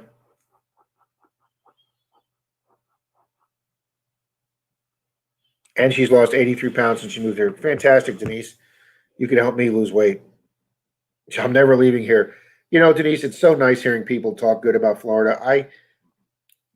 You hear so many people slam Florida all the time, or you hear people that go to New York slam New York or whatever. But you know, you'll be on the grocery line, you'll hear somebody bitching in the grocery line. Oh, I'm from New York. Things are so much better up there, and people do this, people do that. It ain't like this. This is crap down here. Then just go the hell back. Just go the flipping back to wherever you came from. You don't like it here in Florida. Nobody's keeping you here. And I'm sorry, guys, but I'll defend Florida for all our faults and idiosyncrasies we have in Florida here. I'll defend Florida. I mean, there's not a whole lot of states in the country, guys. Maybe South California, and maybe Southern Texas, but even they got slammed. That you can hunt 365 days a year. Well, unless it's pouring down rain, and even then, it's going to be a warm rain. Well, I upgraded from the Simplex to the Knox at Xmas, but only been out with it once due to lockdown and other commitments. Looking forward to learning it when I'm back out. Dark Knight, don't get discouraged if it takes you a little longer. And I'm only saying that because it took me a while to get to learn it. Most other people learned it a lot faster than me. I wish I had that book that guy put out, Ultimate Knox Guide, that big yellow book that Jason from Detecting Smith sent me as a nice gift for finding him a Knox at a good price. I wish I had that to learn because, man, I'm telling you, the information in that book is just incredible. I know somebody else that got it. Jason sent it to me through USPS, and I'm not kidding when I said this, guys. Now, this was several months ago during like the peak of COVID when the post office was like having all kind of problems with all their people out and packages were just sitting in semis. It took 43 days for that book to get to me from the Detecting Smiths in Mississippi. I could have walked to Mississippi and back faster with my bad knees and gotten that book. And then I know somebody else had ordered it on Amazon and they had it 2 days later, which is why me and Park Rat Pat always have the conversation of Amazon should take over the United States Post Office. And Pat says, well, you can't do that, but then mail won't be federally protected and federally insured. What the hell does that do now? If your package is sitting in a warehouse or a semi right now and you're not getting it, post office isn't going to give you any warranties on that. Amazon gets you that. Well, yeah, that's all I can get on that whole rant. I just think if we turn the post office over to Amazon, you'd get your mail a lot faster. Good morning, kids and campers. Mr. Dennis is in the room. KCMD metal detecting. Good. I can't do it the way Pat does it. Pat does a good imitation of Dennis doing his good morning, kids and campers beginning. Florida was settled first. Really old stuff must be 100 or so years old. Yeah, John, I understand that. I know you're a great historian, but there wasn't that many people in Florida, and it's very, very scattered. And but yeah, you're right. It's probably going to be deeper, and a lot of that's been paved over. That's right. Practice makes perfect. The more you use your machine, it will become your third arm out there. I know. I can't picture me. I went to go do a little hunt with my Xterra 705 a few months ago, and I'd forgotten most of the signals. I'd forgotten how to set up the machine for to do parks. And I was like, man, I got to get the instruction book out on this because I've been using the Knox for 2 years now. Dennis, where are you at today?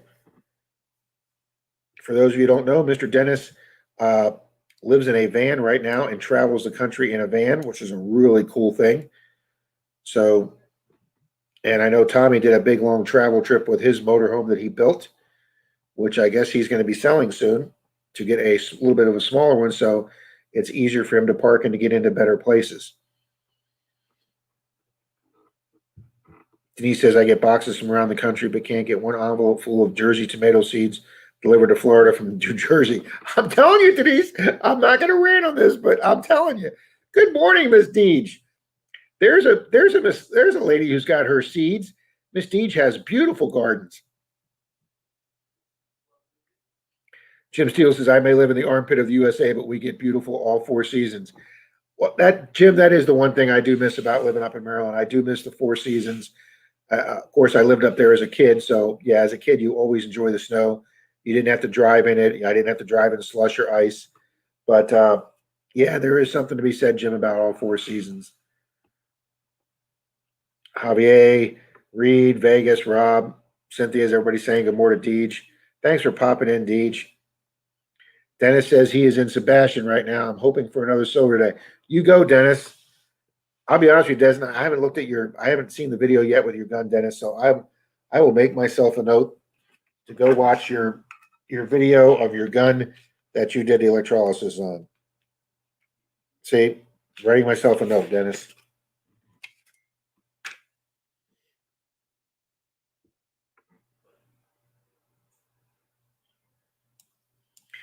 MSD has a beautiful garden and she gets stuff out of that.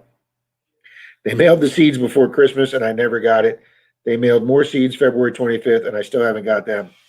I'm telling you, I went down and talked to the postal inspector.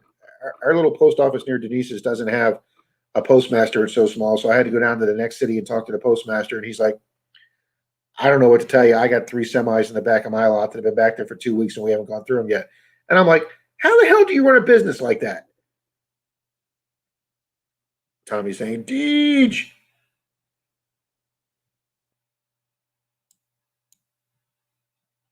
Yeah. Carl says we get 4 seasons, 1 week of winter, 1 week of fall, 1 week of spring, and 49 weeks of summer. Carl, you got that exactly right. Exactly right. March right now, like I say, guys, I was on Clearwater Beach for hours yesterday, and even at 4:30, 5 o'clock in the afternoon, it was like 82 here, and it was absolutely beautiful. There was a phenomenally beautiful sunset over the Gulf yesterday, and of course, in July and August. So somebody said to me yesterday, "Well, what's the weather like down there in July or August if it's 82 in March already?"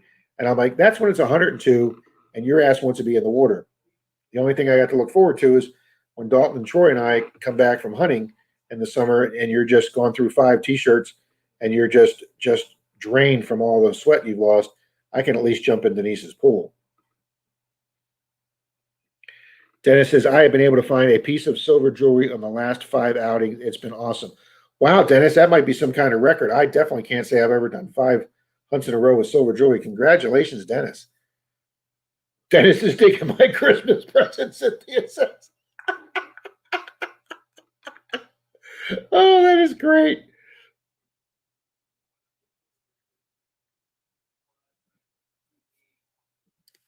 Guys, I've offered Denise every piece of jewelry I've found, and I have one of the world's only girlfriends that's not enamored with jewelry. That's my quarter word of the day, by the way, enamored.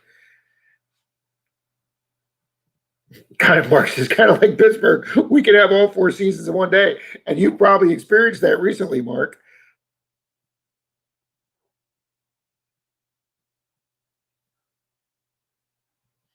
Oh, you guys are hilarious. That was a great one, Cynthia. In North Florida, we have 5 months of hot and 7 months of cool. See, a lot of people, John, don't realize that North Florida and the Panhandle areas has got significantly different weather than the Tampa Bay area or South Florida. Um, I could enjoy those 7 months of cool weather, John, without being freezing weather. So yeah, you guys got it. You guys got it nice up there too. I do know when well we they canceled it for COVID this year, guys, but some of you know that every May or June we head up to Bowling Green, Kentucky for the NHRA National Hot Rods reunion races held at the Beach Bend Raceway up in Bowling Green, Kentucky. It's a guide trip that we've been doing for well, I've been doing it with the guys for over 20 years, maybe coming up on 25. A few of the guys have been doing it for over 30 years. That they actually started out as young guys doing it with their father, and now that us young guys are the old guys, some of the guys are starting to bring their teenage kids. So it's kind of like third generation going to this every year. And sometimes we stay at the KOA up there. And when I hunted the KOA up there one year in Bowling Green, Kentucky, that's where I found my first clad $50 Kennedy at the campground. But you go up there in the summer, and yeah, it's hotter than hell in the summer, just like Florida. But as soon as that sun starts going down, or you get the evening, boy, you get those beautiful mid-high 70s evenings, and you're sitting around the fireplace uh, at the cabin back at the campgrounds. Oh, it's just wonderful. Sean says, I remember last summer it was the nicest 3 days of the year. Oh, that's hilarious, Sean. Dennis says when the weather here starts getting hot, I get out. The heat is just too much in Florida for him in the summer now. I don't know how you do it, Rob. Lots of Dennis. Troy brings that. Troy actually has like a 3 gallon bucket that's got a bottom thing that releases the water.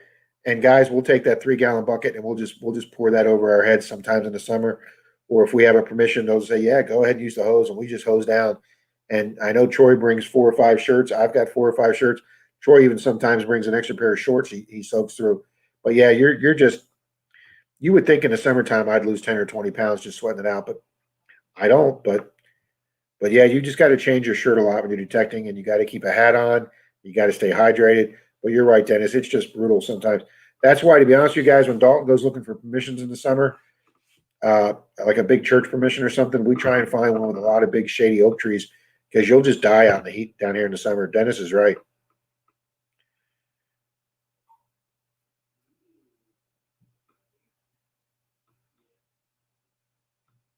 That's funny, Denise.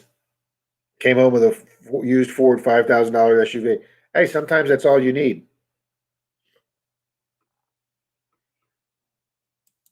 But see, now you have that money to put into your business, Denise.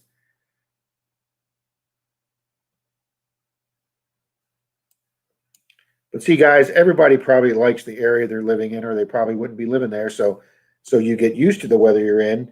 You know, you guys in Pittsburgh probably get used to these big winter storms.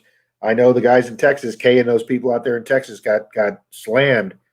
Poor Kay couldn't even make it out to Florida Hunt 7. And I know some of you, a couple people in Pittsburgh, in Pennsylvania were planning on coming down to Florida Hunt 7, and they couldn't come down. Hell, Clark's Cove Detecting down there in the holler in where they're at, uh, that storm reached so far south they almost couldn't get out of town. And if you watch their video on the drive out of town that Clark's Cove did, everything was iced over. The road that they took from their house, guys, all these trees were snapped off from the weight of the ice, and they all just had massive icicles. I mean, it was a beautiful picture for their drive, but I mean, they lost so many trees that snapped under the weight of the ice. Luckily, they got those roads cleared, and Clark's Cove was able to get out. But when they left, they had no electricity, no power, and no water. And luckily, they had gas heat, so they still had heat in their house from their propane or gas. But yeah, they were barely able to make it out too. Reed says we got 6 months of freezing weather and 6 months for hot weather. Yeah, somehow you don't think of Arizona as freezing, Reed, or Nevada, but uh, but yeah, it is at night. Carl, that's a dang good question. It's funny that you bring that up, Carl, because I've got a little cheapo pair of sand shoes. I was heading to the beach once last summer and I forgot my sand shoes. I just had a pair of Crocs, so I stopped at Walmart and I got a pair of just little sand shoes. Um, with the little base pad in it, and they just had the Velcro strap that goes over. Of course, they're pink because that's the color they had. So I wear pink sand shoes. But you're right, Carl. They fill up with seashells. I had a seashell last night that turned this way and embedded itself into my foot, so I had to stop and pull that out last night. So I'm thinking of getting a pair of dive boots that come up past your ankle, and that way the sand doesn't get in whether you're in the water. So I can't give you advice on what to buy for a water shoe, what brand, because I don't know any. But I am going to go to a lightweight dive boot, the kind that they sell that you put on over top your fins, not like a super heavy pair you wear when scuba diving, but they make a lighter pair, like a 3 millimeter as opposed to like 7 millimeter, just for snorkeling. And but it's got enough padding that when you walk on it, but they're not super heavy. And then a lot of guys have the ones that obviously since they're coming up past your ankle, you have to zip them up to get them. And a lot of guys that have them, and say after a while the zipper locks stops where using and the zipper starts falling down. Well, they make a pair that when you lock your zipper pull tab, you have a little Velcro strap that comes over it, locks the zipper tab in, so it can't fall down. So that's what I would recommend is the lightweight booty with the Velcro that goes over the zipper, Carl. But yeah, Carl, it's when you start getting seashells in your when you do the from the dry sand to the wet sand, and then those get hard and crunchy, and then you got to stop and take them off, and then try and balance to get them back onto the sand. I hear you, Carl. And a cooler with chairs to rest. You got that right, Denise. There are some days like when we did that 1900s property that Dalton got us way out there on 5 acres. I'll throw my fold up chair in Dalton's truck and come back from the truck and take a break and sit down and have something to drink because you don't want to be sitting on people's porch steps or in their lawn furniture on their property. So yeah, you bring a chair to rest. John Long says in Florida summer, beach hut at night, cool and not crowded. Boom, exactly. That's right. You that way you do the hunt at night on the beach where everybody's been on and dropped everything, but then you beat the guys that get out there at 6 in the morning by going there late at night and doing it. And John, you're right. It's so relaxing to be out there. When I was out there the other night by myself, um, one of the big hotels leaves all its lounge chairs out on their private part of the beach, and you just take a break on one of their nice, comfy lounge chairs. You look up at the stars. You start looking for the Big Dipper and the Little Dipper, and it's so peaceful. There's maybe 5 or 10 people walking the beach at 11 o'clock at night, and you got the whole beach to yourself, and it's very peaceful. I mean, I love detecting with other people, but I also love a nice, quiet uh, beach hunt at night by myself. And you're right, John. It's so much cooler in the summertime, and yeah, I agree completely with you, John.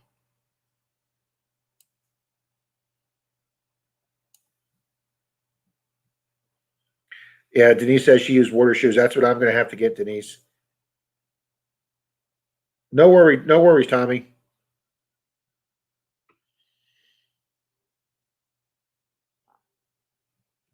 Well, Carly shouldn't be because we went on the beach at sunset last night. We did run into 2 other detectorists on the beach at sunset.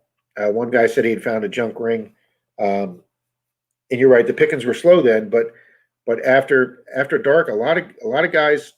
I mean, I had somebody at my club yesterday at our club hunt said, "I was told you need a permit to hit Clearwater Beach," and I'm like, "Man, who the hell told you that?" Every single beach in the state of Florida is is public access. You can see that right on the state of Florida's website for metal detecting. That every beach is public access um, from the low water line to the high tide line. Like some places, if they have start having dunes and they're private, you can't do that. But any Florida beach from the low water line to the high tide line in that dry sand is public access. You don't need a permit in any county to hunt a Florida beach.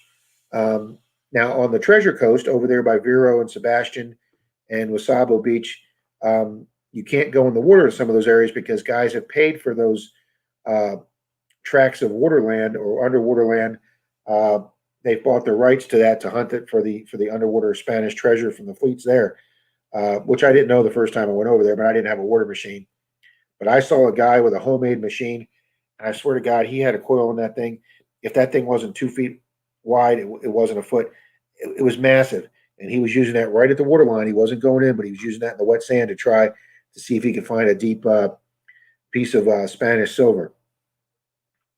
Miss Char's here from South Texas. I'm sorry, I'm going to catch up here. Relic hunting, South Texas. There's Miss Char. Good morning. Andy Savish, I think, did the book. Thank you, Tommy. That sounds right, Tommy.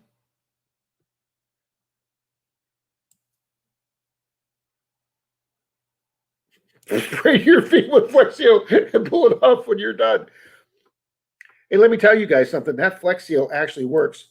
Uh, when we did me and my buddy Steve did the bathroom rehab for Denise's dad.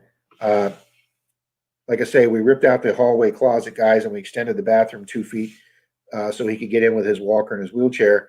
And so we had to redo all the plumbing, guys, and we put a sink in with no base on it. We put extra brackets on the wall and bolted this heavy sink to the wall so he could get his wheelchair under it.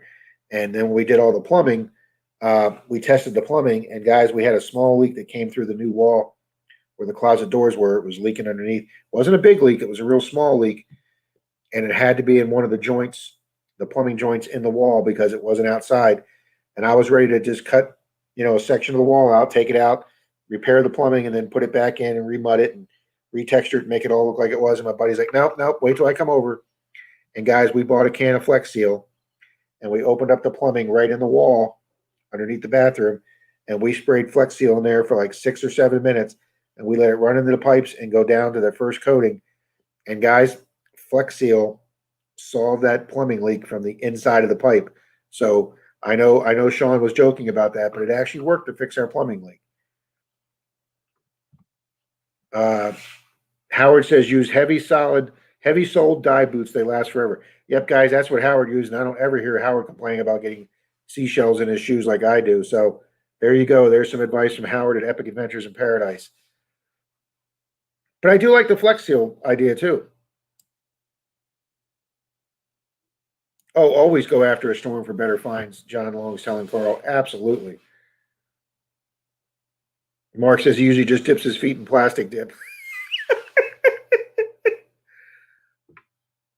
There you go. Thank you, Howard. Howard uses the Mayor's brand, and I have used them for 3 years, and they work great. Traveling Detector, good morning. Welcome. Good morning. Sorry, I'm 5 minutes behind on my chat. Yes, Denise, I may be taking that. We did that giveaway a few weeks ago and guessed the coins in the jar where I had that 1 month from 2018 or whatever, where I had $49 in coins. I'm probably going to be cashing that in at Coinstar and getting my Amazon gift card. And I think I'm buying myself a pair of water boots with those.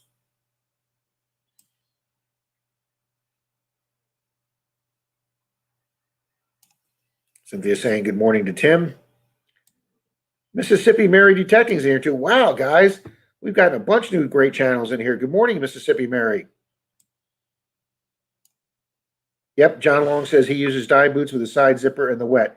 There you go, John. That's what I'm going to definitely be getting me. As a matter of fact, guys, I'm going to clean those coins today, and I'm going to take them to Coinstar today. So hopefully by next week.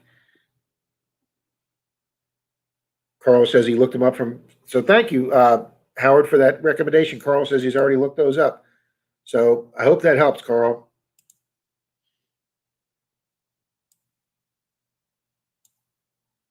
Sean says grunion hunters. Okay.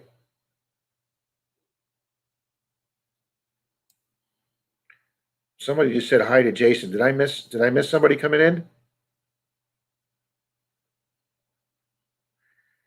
Okay.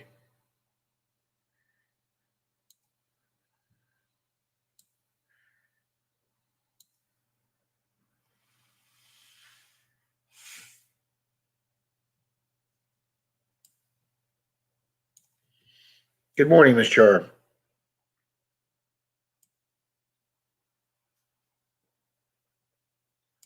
Yeah, that's exactly right, Carl. You want a storm that's big enough to disturb the beach and pull sand out of the beach so you can get deeper, but you don't want a storm that does anybody any damage.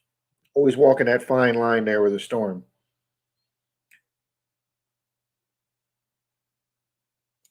The main problem at night on the beach might be the use of lights during turtle nesting season. Someone might get mad at you like they do if you forget to wear a mask at the store.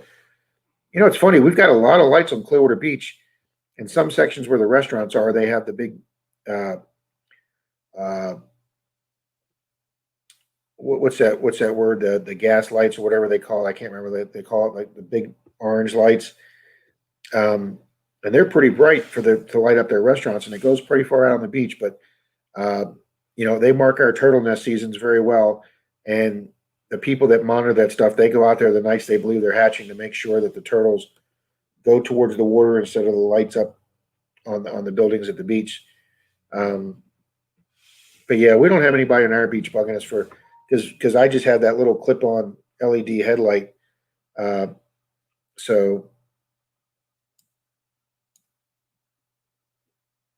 I used that last night too. It just I actually forgot mine.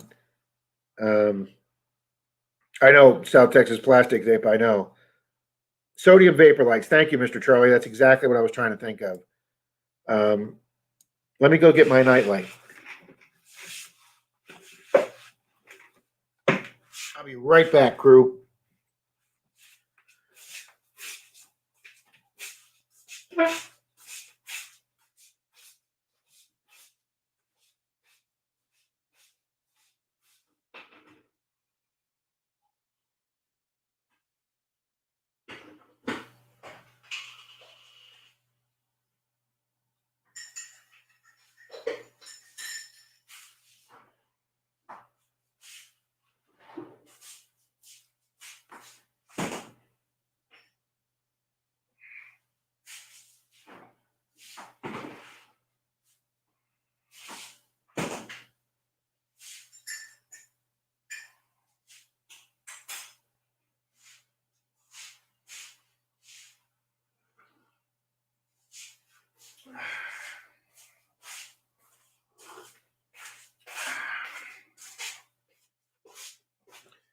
All right, I use that as an excuse to get another cup of coffee too.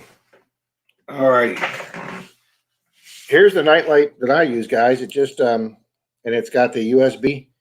It's got the little USB charger.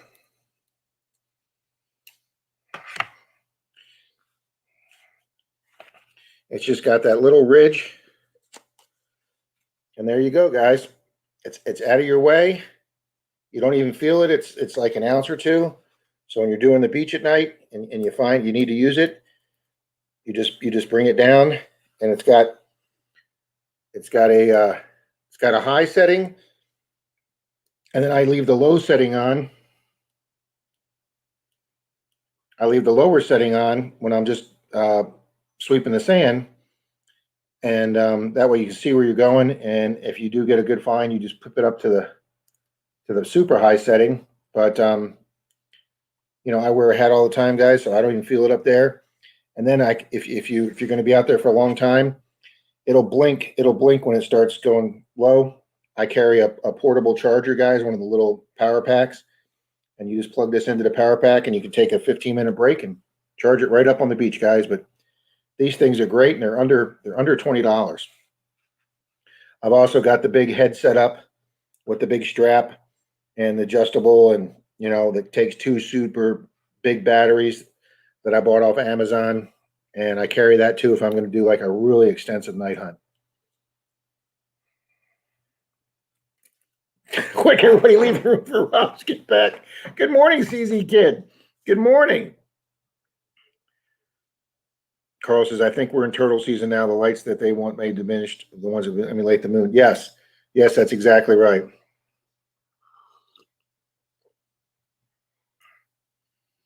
They have been doing serious sand renourishing in the Melbourne beach area. Do they ever get the sand from a treasure leased area offshore? They must be getting it from special pooling banks. Anyone?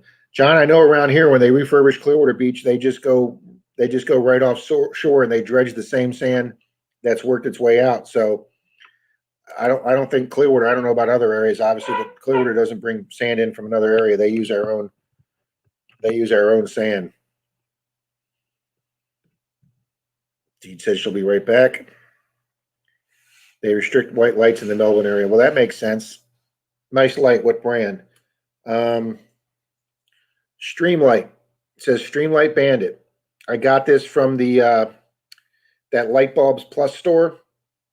I went in there to see if they had the big headlamp thing that has that has your battery pack on the back that takes two batteries.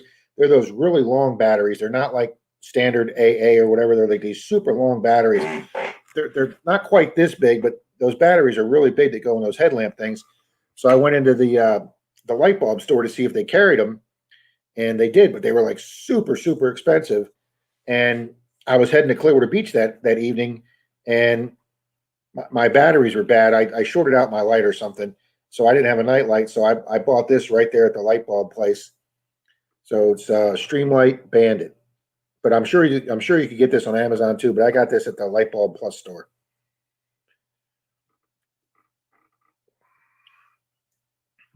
Lee County is pulled from offshore. Collier is now pulling from sand pits east of us. Yeah, wouldn't that be great on the East Coast if they refurbished their beaches from the sand that they pulled up from one of the Spanish fleets that went down?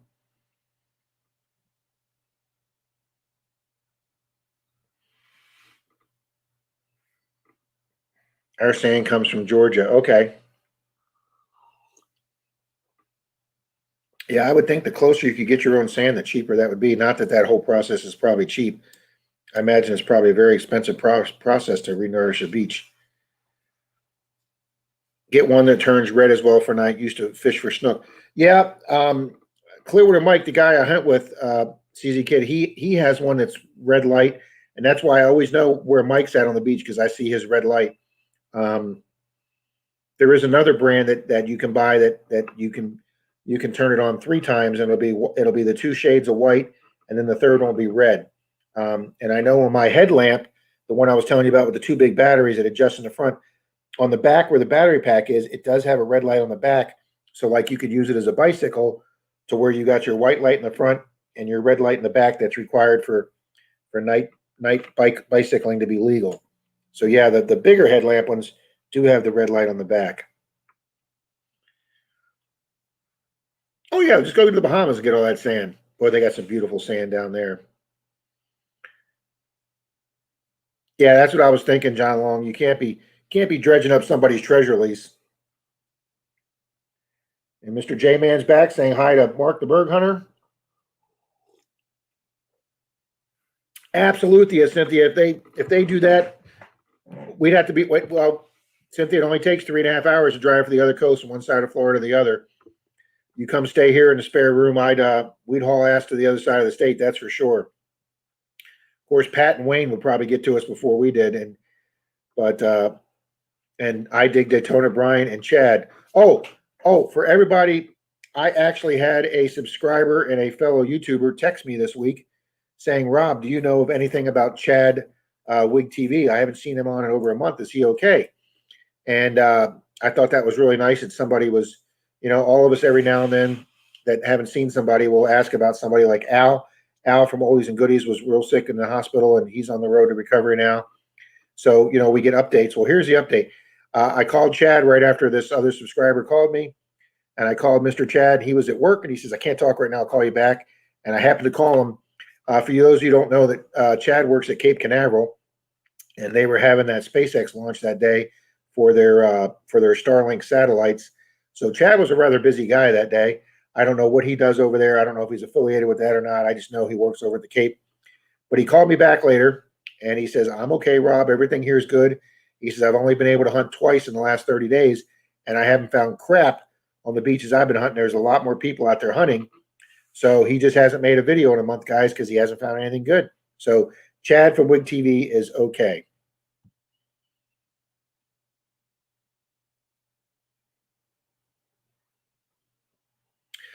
Yeah, Char.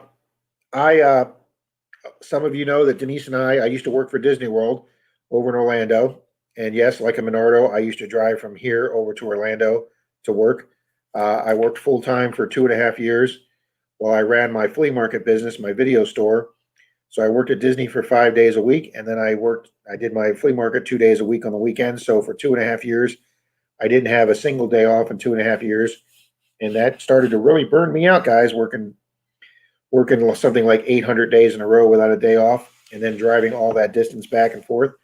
I didn't get much sleep in those 2.5 years, and I put 100,000 miles on my car. So I eventually went to part time at Disney. In the security division, you can work part time, and after 5 years, even part time, you're eligible for a pension and a retirement at Disney.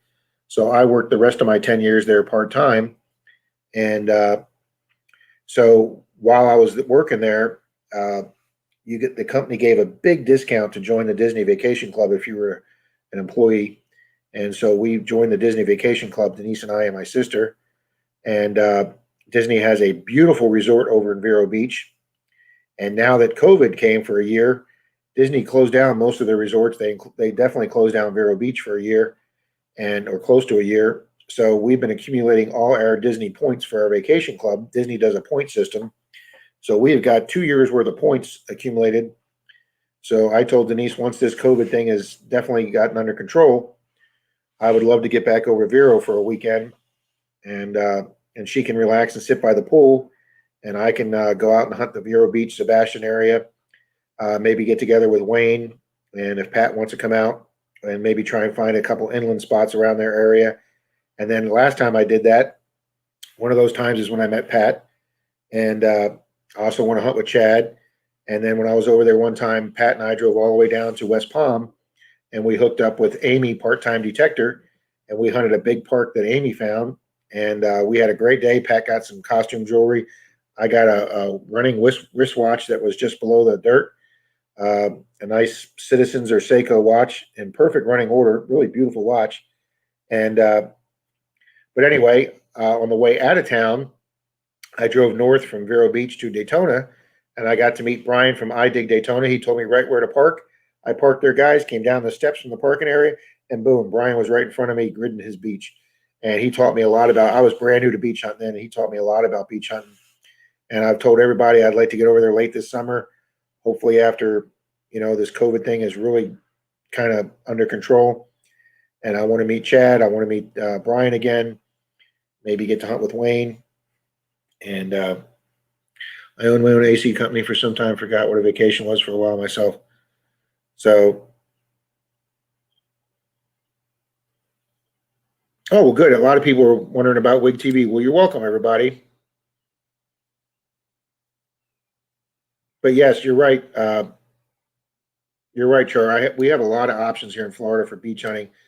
I mean, uh, Denise and I, right before I got into metal detecting, guys, like 4 or 5 years ago, right before I started metal detecting, um, Denise and I and her parents drove down to Key West. She had a she had a niece that was getting married, decided to get married on the beach on Key West. So we went down there and stayed at a beautiful bread and breakfast right in downtown Key West. You know, with the chickens running around the front of the hotel and everything. There's chickens all over Key West. Very Caribbean feel to it. But guys, I would love to take a trip down there with Denise for a long weekend. That's about 8 hours, 9 hours away. Um, I would love to hunt the Miami beaches. Um, but yeah, we got a lot of options down here, Charlie. A lot of options. I want to get up to the Panhandle, hunt with Charlie and J Man and maybe John Long if he wants to go out on the beach. I know Pat got up to the Panhandle this weekend and he got to hunt with Charlie and I believe Richard. I believe I don't know if he got together with Tommy or not. Um, but Tommy's invited us up his neck of the woods. So Robert says many years ago he worked for Disneyland. I know the feeling about no days off. I was B status and I felt like A status. Oh, we didn't have that. I don't know what A and B status is, Robert. We didn't have that over here at Disney World. Uh, I tell you right now, though, if anybody ever wants to get a starting job at Disney World, there's two jobs that start at higher pay than the other jobs, and that is bus drivers and security. And I, obviously being former law enforcement, I chose security. And also, that's the one job at Disney that you have some autonomy to yourself where you can do your own thing as opposed to standing at a register for 6 hours or or being in a retail store or working at an ice cream shop or whatever. When you're security and you're on foot, you get a whole section of a park to walk. That's at your discretion, and you cover that area of the park for any calls in your area. Some supervisors don't even care if you wander to other sections of the park, just that you cover the calls in your zone. And then when I was in a security vehicle driving the parks or the grounds, you get your whole day. You got your things you got to check for locks and security and buildings you got to lock and unlock and gates. But and then the bus drivers, obviously, guys, Disney has the second biggest bus fleet in the state of Florida, behind Metro-Dade County in Miami. Disney's bus fleet is only second to theirs. I mean, there's Disney, I think, has over 500 buses. So, guys, yeah, and the pay's not the greatest, but your perks and your benefits are phenomenal, and I'm sure Robert Las Vegas will tell you that. Susie says, finally back, one thing after another.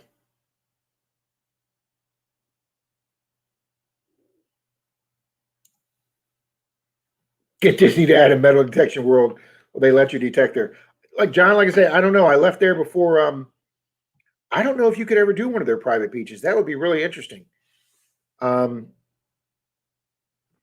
about 2 years ago, guys, right when well, maybe 2.5 years, right when I first got the Knox, uh, my younger sister lost a ring over at Adventure Islands and Busch Gardens in Tampa, and she was able to talk to the head of lifeguards who allowed us to come in. I gave her my Xterra and I had my Knox, and they allowed us to come in early before the park opened to search the beach area where she had sat next to one of their water pools and to search the walkways and the grounds next to the walkways all the way up to a ride where she thought she might have lost the ring off her finger. And I'm telling you, that little beach area they had in front of their wave pool, guys, we didn't do that for half an hour, and I had over $7 in change. My pants, my shorts were actually coming down. I had so much change in them, just from their little beach area where next to their wave pool. Now I don't know if they'd ever let you bring in like a little knock to Palks dive during the day. I don't think so, but the positive end of that, even though we didn't find my sister's ring that day, they had an engineer cleaning out the sump pump on one of the big water rides, and her ring made it down to the filter of the sump pump, her gold ring. and one of the engineers cleaning out the technicians cleaning out the sump pump found my sister's ring, turned it into lost and found, and since she'd already reported it, they had a name and a number to match up with the description of the ring, and boom, they called, and my sister got her ring back within a week. I thought that I got to give Busch Gardens big credit for that one, guys.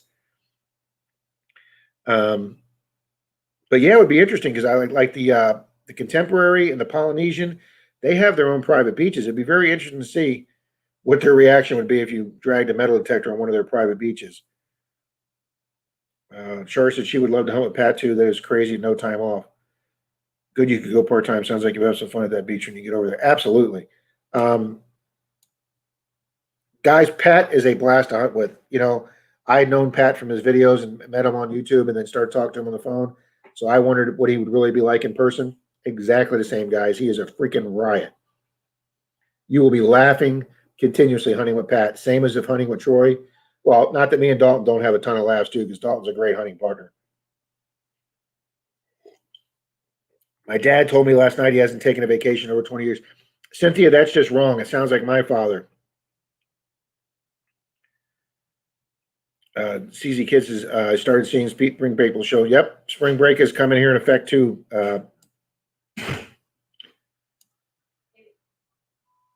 My area is a bit far from the beach. It's like 3 hours. Yeah, that's a little far just to go hunt for a beach.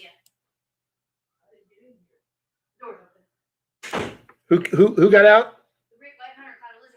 Oh, okay. I guess Denise is outside with Zeus, and he brought her a lizard. He's so proud of himself when he brings her a lizard. We have river hunting here with Clay and Rock Bottom. If you've seen Gypsy's videos, I am close to her. Yeah, we watch Gypsy's videos. I've been river hunting twice. See, Char, and that's something I've never done, and I would love to do river hunting. I got the privilege of meeting Miss Gypsy and hunting Clearwater Beach with her. Her partner's parents have a timeshare on one of the smaller beaches south of Clearwater, and they usually come over every year. They didn't get here this summer because of COVID, or last summer, I mean. I wasn't able to get with her, but if she comes down this summer again, I'd love to hunt with her again. And she does both beach hunting and river hunting and old property hunting. And I'm going to try very hard to get an old property for her and I to hunt when she comes down. But yeah, I would love to go river hunting, Char, if I ever get out to Texas. We do have a couple rivers here that I'm hoping to get on one this summer and use my Nocta Pulse dive. They have a 20-mile canoe trip that you can do that takes about 5 hours.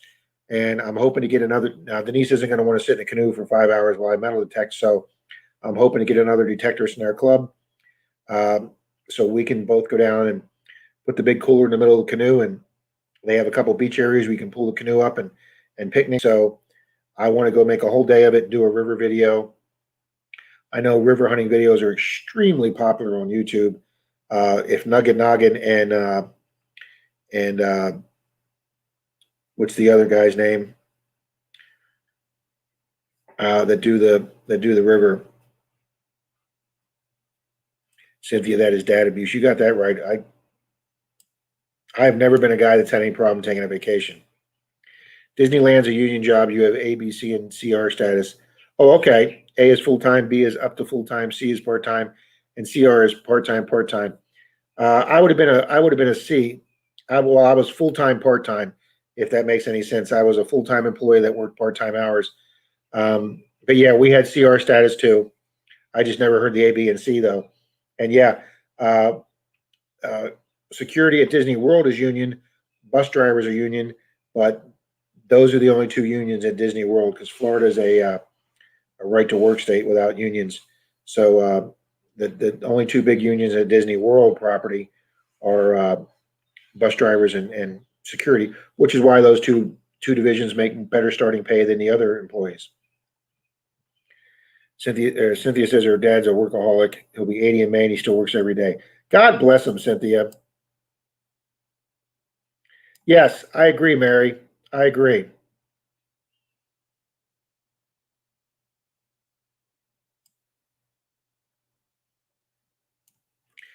CZ Kid, you're right. My since I do my beach hunting, my knees are seeming to get a little bit better, and I'm building up a little more stamina doing the beach walking. You're right. Speaking of cleanups, has anyone checked where the beach cleanup tractors dump their loads? No, that's a dang good question, John. I know if I'm ever out, the rare time I'm ever out on Clearwater Beach early, really early, uh, the beach cleanup tractors are just finishing up. Oh my God, it's 11:23. Where did that last hour just go?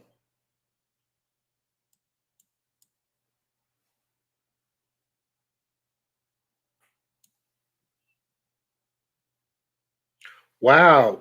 Char says she was alone with her daughter at Typhoon Lagoon and lost my glasses on a water slide at the bottom and told the guy, and they immediately closed the ride and found them. Great service. Well, thank you, Char. As speaking as a former employee, excuse me, drooling here, former cast member of Disney, thank you.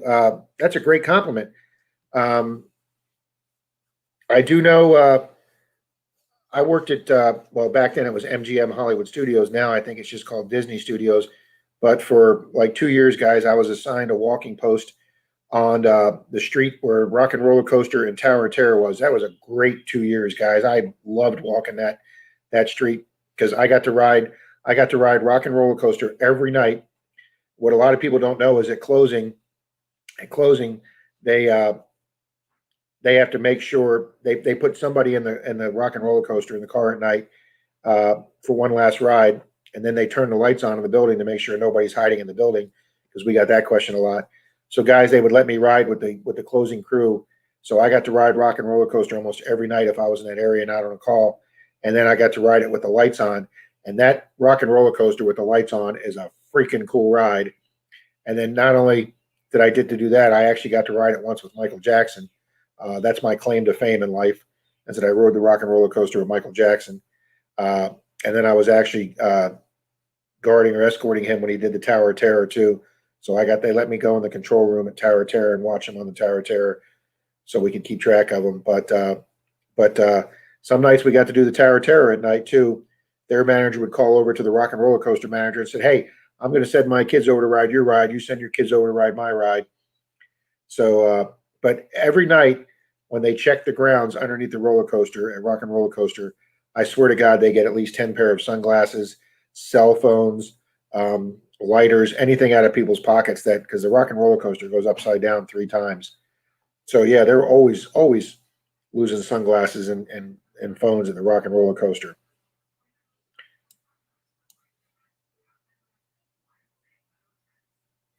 My son found a mine cart in the river last. Oh, Reed, that would be way too cool.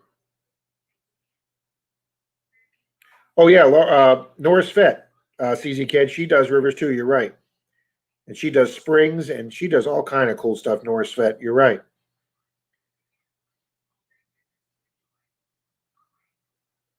Oh well, that's cool, Susie. Gypsy is a great lady. She came to one of our meetings once, and was a guest at one of our meetings once. And some of the older people, some of the 70s and 80-year-old people in the room, had no idea who they were. But for us new, I was brand new to YouTube then, and it was like I was in the presence of YouTube royalty there.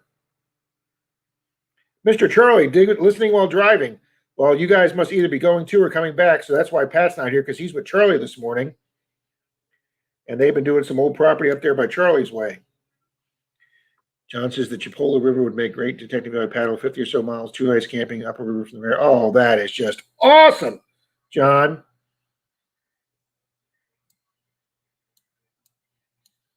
Yeah, Char. When it comes to Disney stories, I could bore you people for hours and hours with Disney stories. I met so many people there.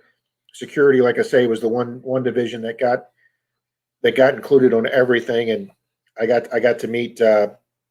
I got to clear the red carpet for Julie Andrews. I got to meet most of the Tool Time uh, Home Improvement crew. I got to meet Wayne Brady. I got to meet Lieutenant Dan. Uh, Jesus, I can't even remember his name. Uh, the guy that played Lieutenant Dan. Somebody will know his name. I know, Cynthia. There were some big names there. Carl, thank you very much. Thanks for the tips and advice, Rob and others. Shoes are my next purchase. Me too, Carl. I got to get a pair too.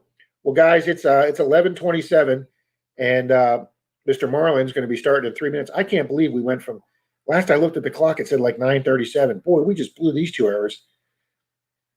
I did it to fish the Chipola River smallmouth bass, catch and release. Well, that does sound like a good river to do metal detecting, John. Cynthia, Florida Hunt 7 was so much fun.